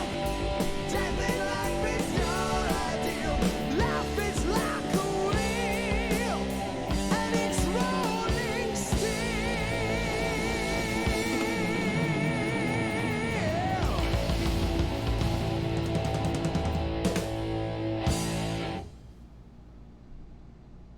I do love me some Bruce ending the songs with Let's read the about real quick.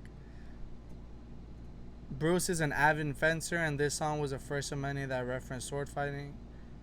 Bruce's lyrics would reference European style stories and legends, but on this one is about a famous Japanese swordsman named Musashi. Oh, I know who's Musashi.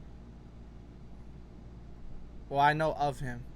I want to read the manga. I think it's called. No, it's not Vagabond. No. Is it? I think Vagabond is about Musashi. I don't know, but This song was another good one. I like the instrumental. They have like a consistent noise that I like. Sound. They have a consistent sound that I like. The like like that's like hidden low key in the background, but it's like that nice little like fast tempo that makes you want to do a little bit of cardio, a little bit of jogging. At first, I wasn't feeling the chorus. The sunlight falling on your steel, but I was on board with it by the last time they did it. After the solo, that's when it hit me, and I was like, okay, I kind of like this now. Um, yeah, the a little bit reminded me of Invaders, specifically the sunlight falling on your steel, right? Because that's how Invaders starts off, right? Like the sun beaming off the swords or something like that. So it reminded me of that imagery. Obviously, it's not about that. Again, we have more like where is it at?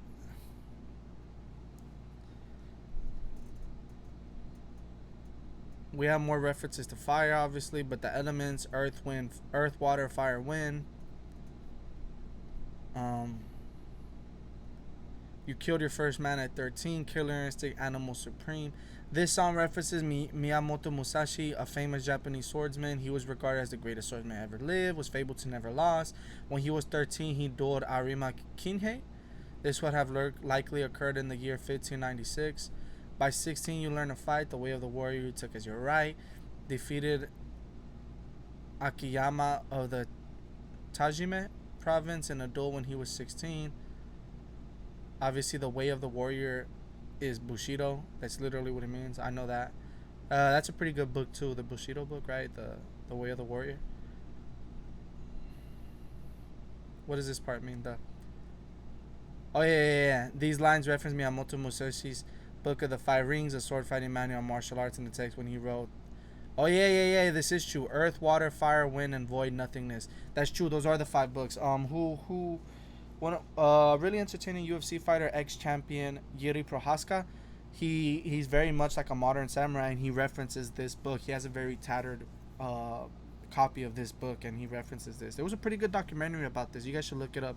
I'm sure you'll find it. Just look up, I don't know, the Book of Five Rings and Yuri Prohaska. It's a pretty good documentary on YouTube.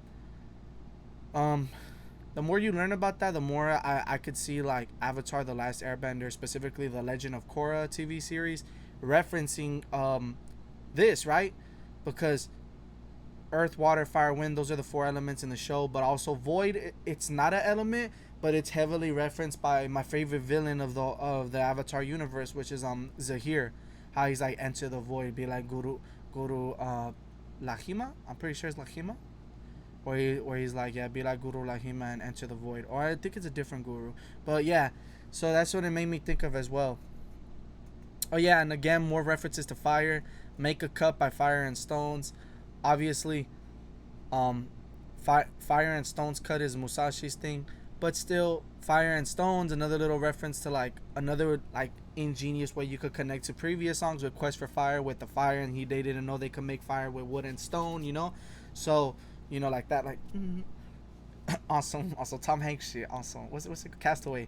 So it reminded me of that as well. So again, like I keep saying, I feel like they're geniuses in the way they connect their works to their other works by not referencing their works, but like keeping certain like details that they kind of reuse. Like I said, fire and stone, obviously they're not talking about making fire with stone, but also if you heard it in the album, then you'll know Quest for Fire, you know, the fire and stone.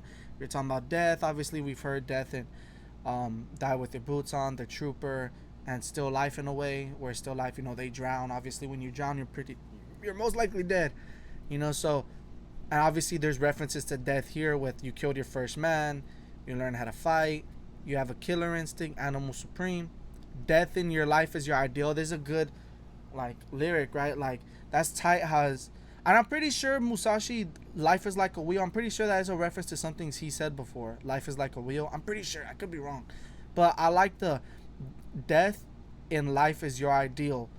Like that can mean many things. Like perhaps death in life is ideal because what do they say? How's the saying go? Like, a coward dies 1,000 deaths, a soldier dies but once, right? So ideally, you would want to die like a soldier. You know, you want to die in battle like a real nigga, like kind of like in the Trooper. You know, you want to die taking your last breath without any tears, or like in Where Eagles Die, where there's nowhere to escape, and so fuck it, you just got to do the mission.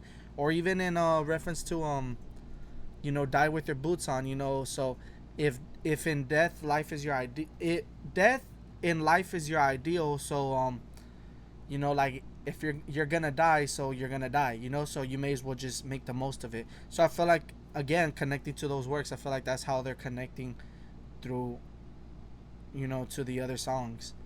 Sunlight falling on your steel, obviously he has a very, you know, it's gleaming.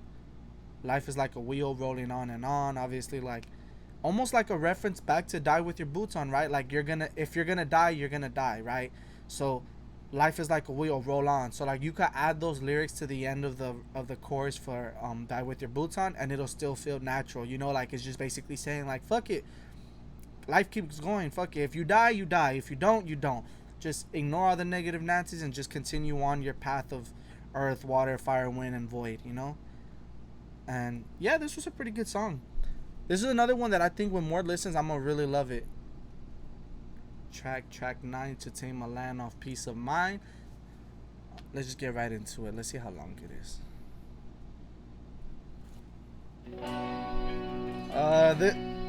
It is a 7-minute song. This one should be good. Well, the intro Where Eagles Dare was also 6, and it was kind of disappointing. So we'll see.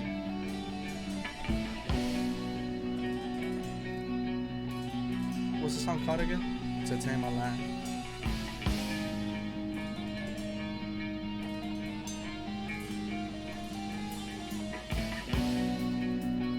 They're kind of messing with like the pitch of the guitar a little bit. I forgot what it's called when I do it in my music.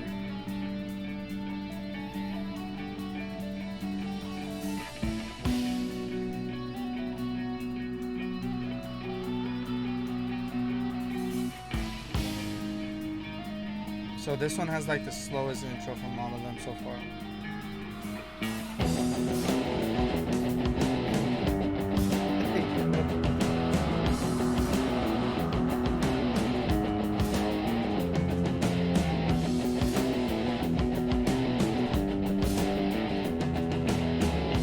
This one sounds like it has like a lot of modulation, like a lot of like switching. He's the king of all the land in the kingdom of the sands of the time. Tomorrow, he moves the silence and the flaming in the land amongst the stars of an age. Tomorrow, he is distinct to be a king. He rules over everything in the land. Complanitude, body water is your life, but without it you will die in the desert of planitude.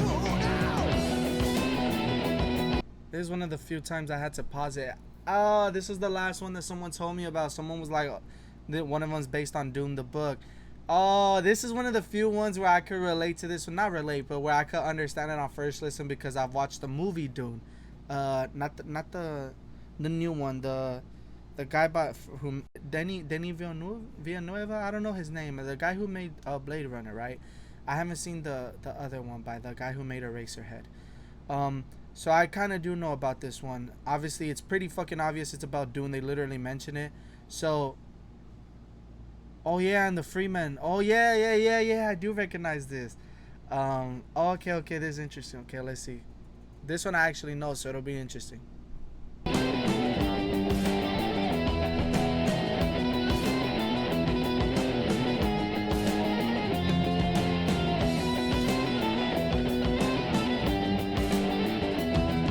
That is this so you would fight, understand so hard to try, and I will come back, yeah. Without the stars you will fly on the sun so hot and dry of the world. Call out a kiss. It is a land that's rich in spice. The sunlight is in the mice that they call The spice. He is the queen that's had a rock. He is born in Caledon and will take the ganja. He has the power to perceive. Oh, he but to does. look into the past is the ruler of the state.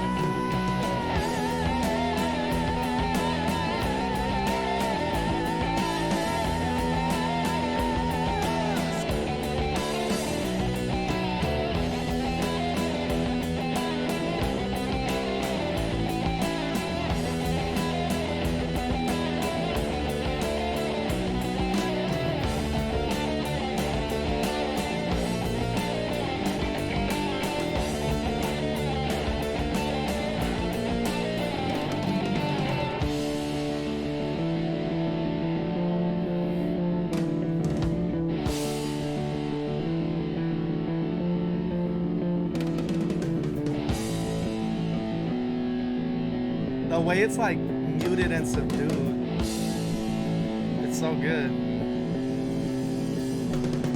The time will come for him to lay claim his crown, and then the foe, yes, they'll be condemned. You'll see, he'll be the best that there's been, Messiah supreme, true leader of men. And when the time for judgment's at hand, don't fret, he's strong, he'll make a stand.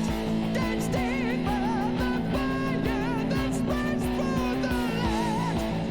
He has the power to make it end.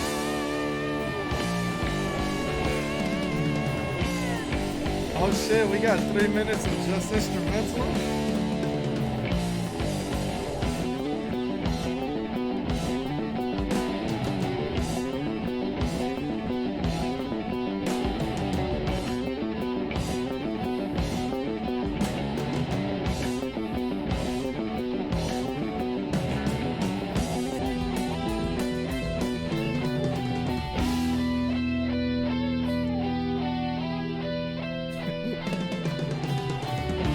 The batting is crazy.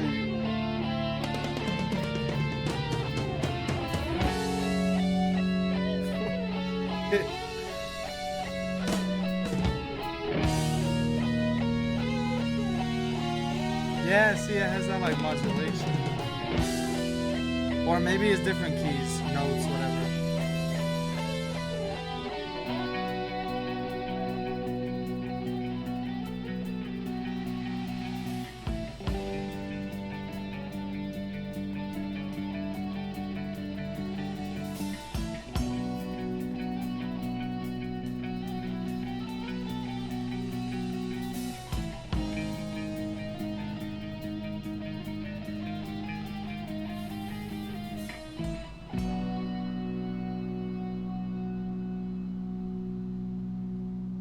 Damn, that bass is cracking.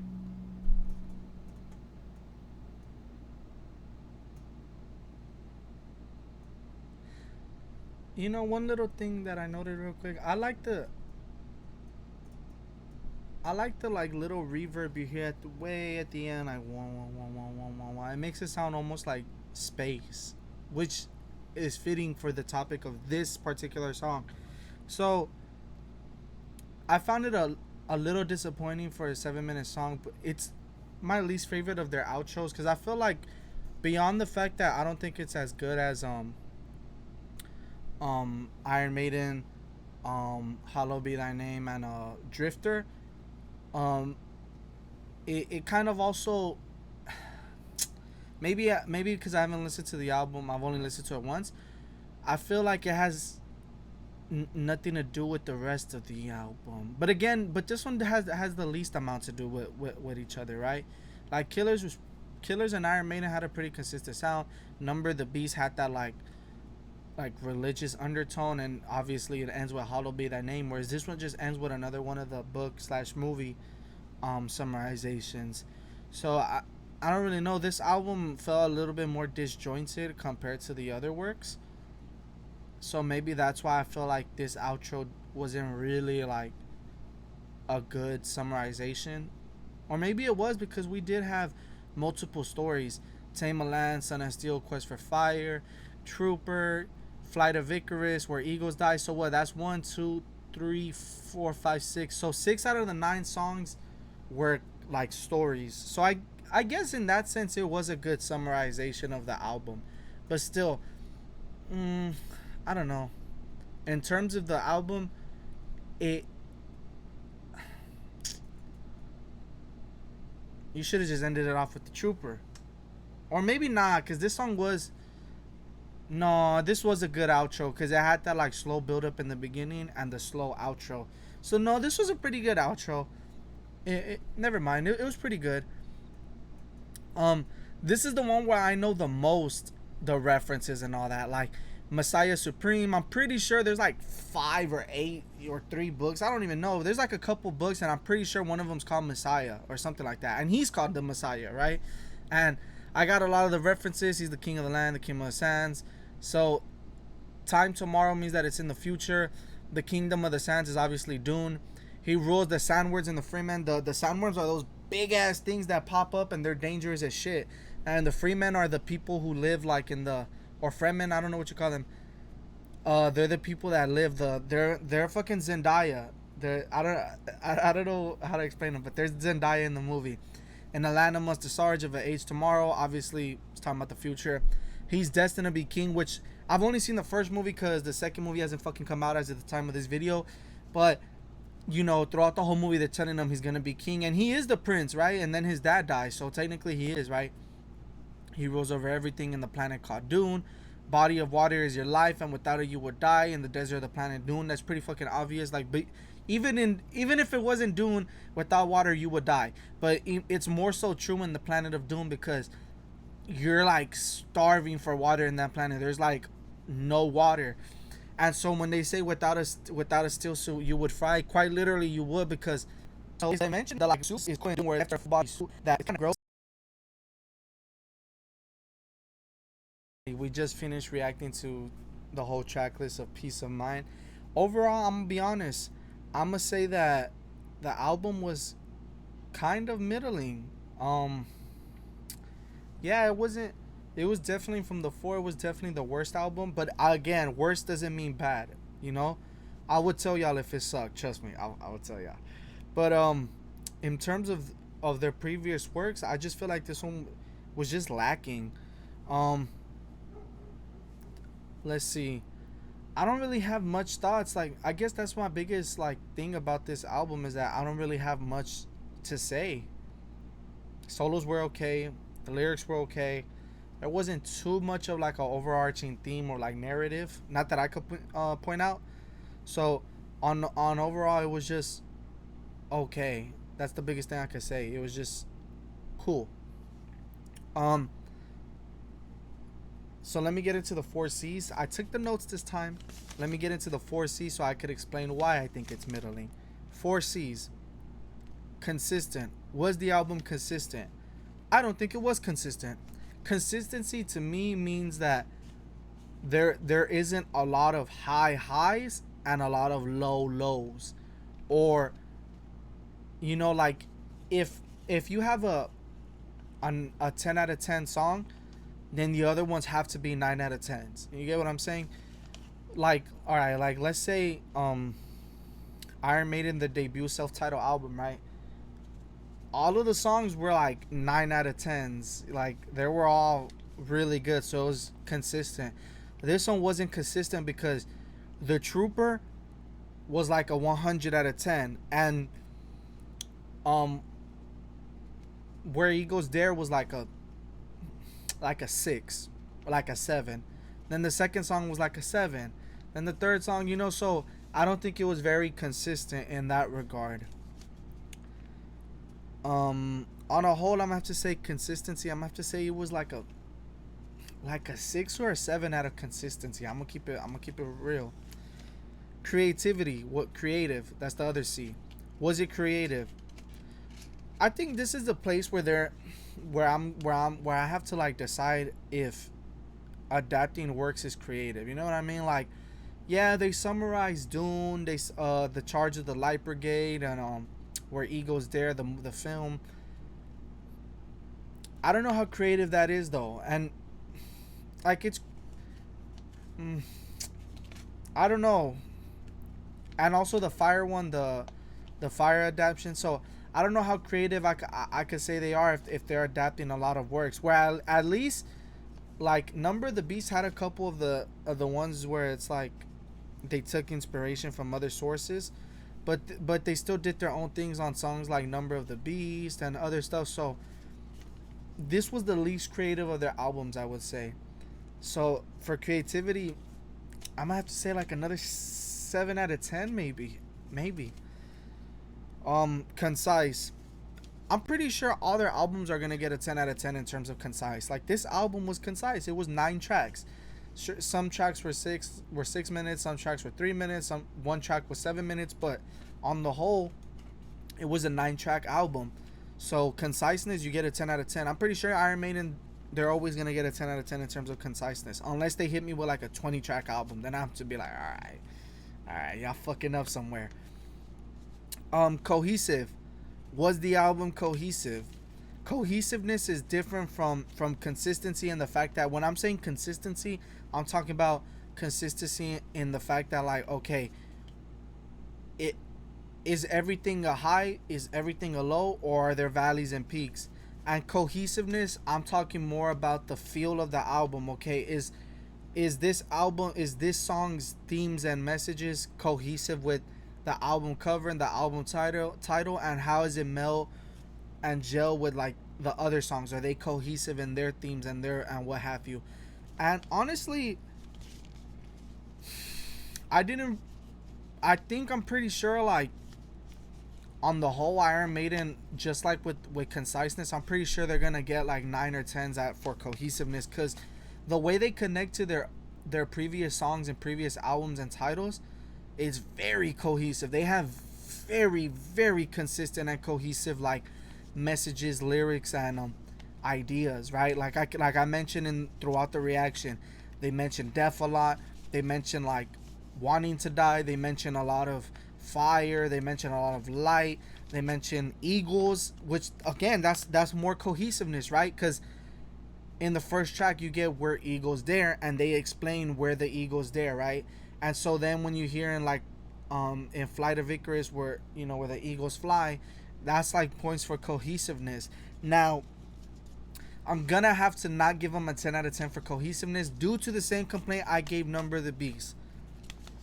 They went a step back in terms of Iron Maiden, the self-titled, and Killers, because those two were not only cohesive in their themes and ideas and connecting with other tracks, they were also cohesive in like track listing, right? Like I keep saying, the best example is the Ides of March leading directly into Wrathchild. Whereas here, I couldn't really find a moment where it sounded like they were going into the next song. Like, I guess I forgot which song it was, but there was one song where I felt like it was cohesive. I guess a good cohesive example was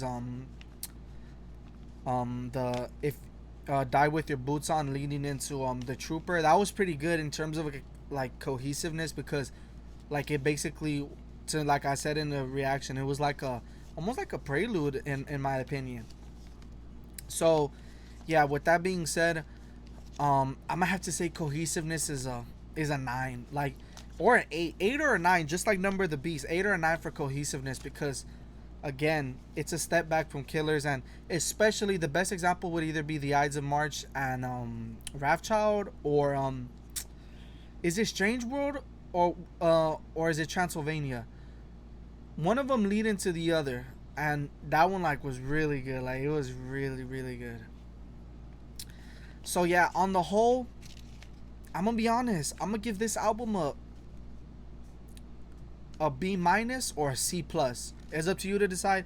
I don't really know. Like I said, there's my initial thoughts. With time, I'm gonna like the album more, specifically the song about fire and the cavemen, the Dune song, Where Eagles Dare. Yeah, I'm pretty sure this album's gonna grow a lot more on me.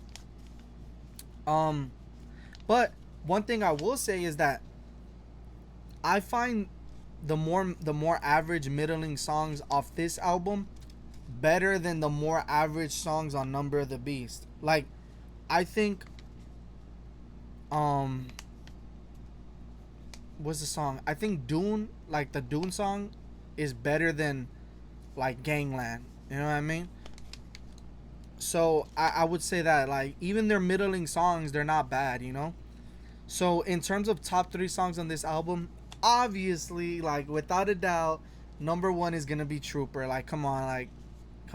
It's my number 1 overall, so of course it's gonna get the number 1 spot. Sorry for that. So yeah, number 1's the Trooper. Number 2 is gonna be I want to say the Flight of Icarus, and number three. I'm trying to think, y'all. So 1 is the Trooper, number 2 is the Flight of Icarus, and number 3 would be maybe the Fire song, the Quest for Fire. Maybe, maybe. I'll update you guys next week on the next reaction if I feel the songs get worse or they get better, which ones are in my top 3. I might even update you guys in the comments, because while I'm editing the video and while I have to hear the songs multiple times, like, because I'm hearing them in the background while I'm editing, so a lot of these songs will grow on me. But again, save for the Trooper, I don't see any of these songs making it to like my favorite list, which I'll probably do a list of my overall favorite Iron Maiden songs so far. Like, I already kind of spoiled half the list. It's gonna include Phantom of the Opera, Transylvania, the Trooper, Hallowed Be Thy Name, Children of the Dam, 22 Acacia Avenue. Like, all those songs, I'm pretty sure they're gonna be in my top 20 at least, top 25 at minimum. I'm pretty sure. The Trooper being number 1. With that being said, I want to say thank you to everybody who's been tuning in for the reactions. I apologize. I'm very sorry if this is your favorite Maiden album and the songs that I'm kind of dissing are your favorite songs. I apologize if that's the case. I don't mean to, like, diss them or like belittle your views or anything. It's just how I feel, that like, this album was kind of a disappointment compared to the previous works. And I apologize if it makes you feel some type of way. Please don't dislike for my opinion, please. With that being said, if you did like the reaction, please leave a like, comment, subscribe, share, all that good shit. You guys know I appreciate it very much. And again, same like I say in every reaction, please comment any fun facts or any like little details that I may have fucked up or I didn't know. Like, if maybe I got a misconception or something I questioned during the reaction, please help me along, please. Yeah, I've been enjoying the ride so far. Next week is gonna be probably the album I was like second most hyped for, which is Power Slave. I'm excited for Power Slave. Like, that album looks tight. It just sounds tight. I'm excited for that one. I was excited for this one just for the simple fact that I knew it contained the Trooper. But other than that, like, I didn't have any expectations. Whereas Power Slave, people keep consistently telling me, oh, this one's fire, oh, this song. And then someone told me that I'm gonna end up loving A Rhyme of the Ancient Mariner. I think that's what it's called, because like 13 minutes long. So, man, I'm excited for Power Slave, man. Like, that album sounds tight. It looks cool. Like, I like the art. The art looks tight. And also too, a little thing I would say about this album is, I think of the 4 albums I heard, this one has the worst art. I don't like it as much as the other 3. I think the best one is Number of the Beast. That shit looks tight. That album art, from the ones I've seen, it's probably gonna be my favorite art of theirs. But yeah, again, I want to say thank you guys. 33 subscribers as of the making of this video. We're only gonna go up. Maybe for 50 subs we'll do a special. I know for sure 100 subs we're gonna do a special.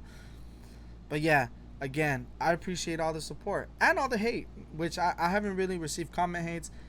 But please make sure you subscribe. I really like to see y'all subscribe, because I'll be seeing my analytics, yo. There's a couple of y'all that like my videos and y'all be returning to watch them, but y'all don't subscribe. Like, what's up with that? Don't be fake. I'm dissing y'all. You're really not gonna want to subscribe.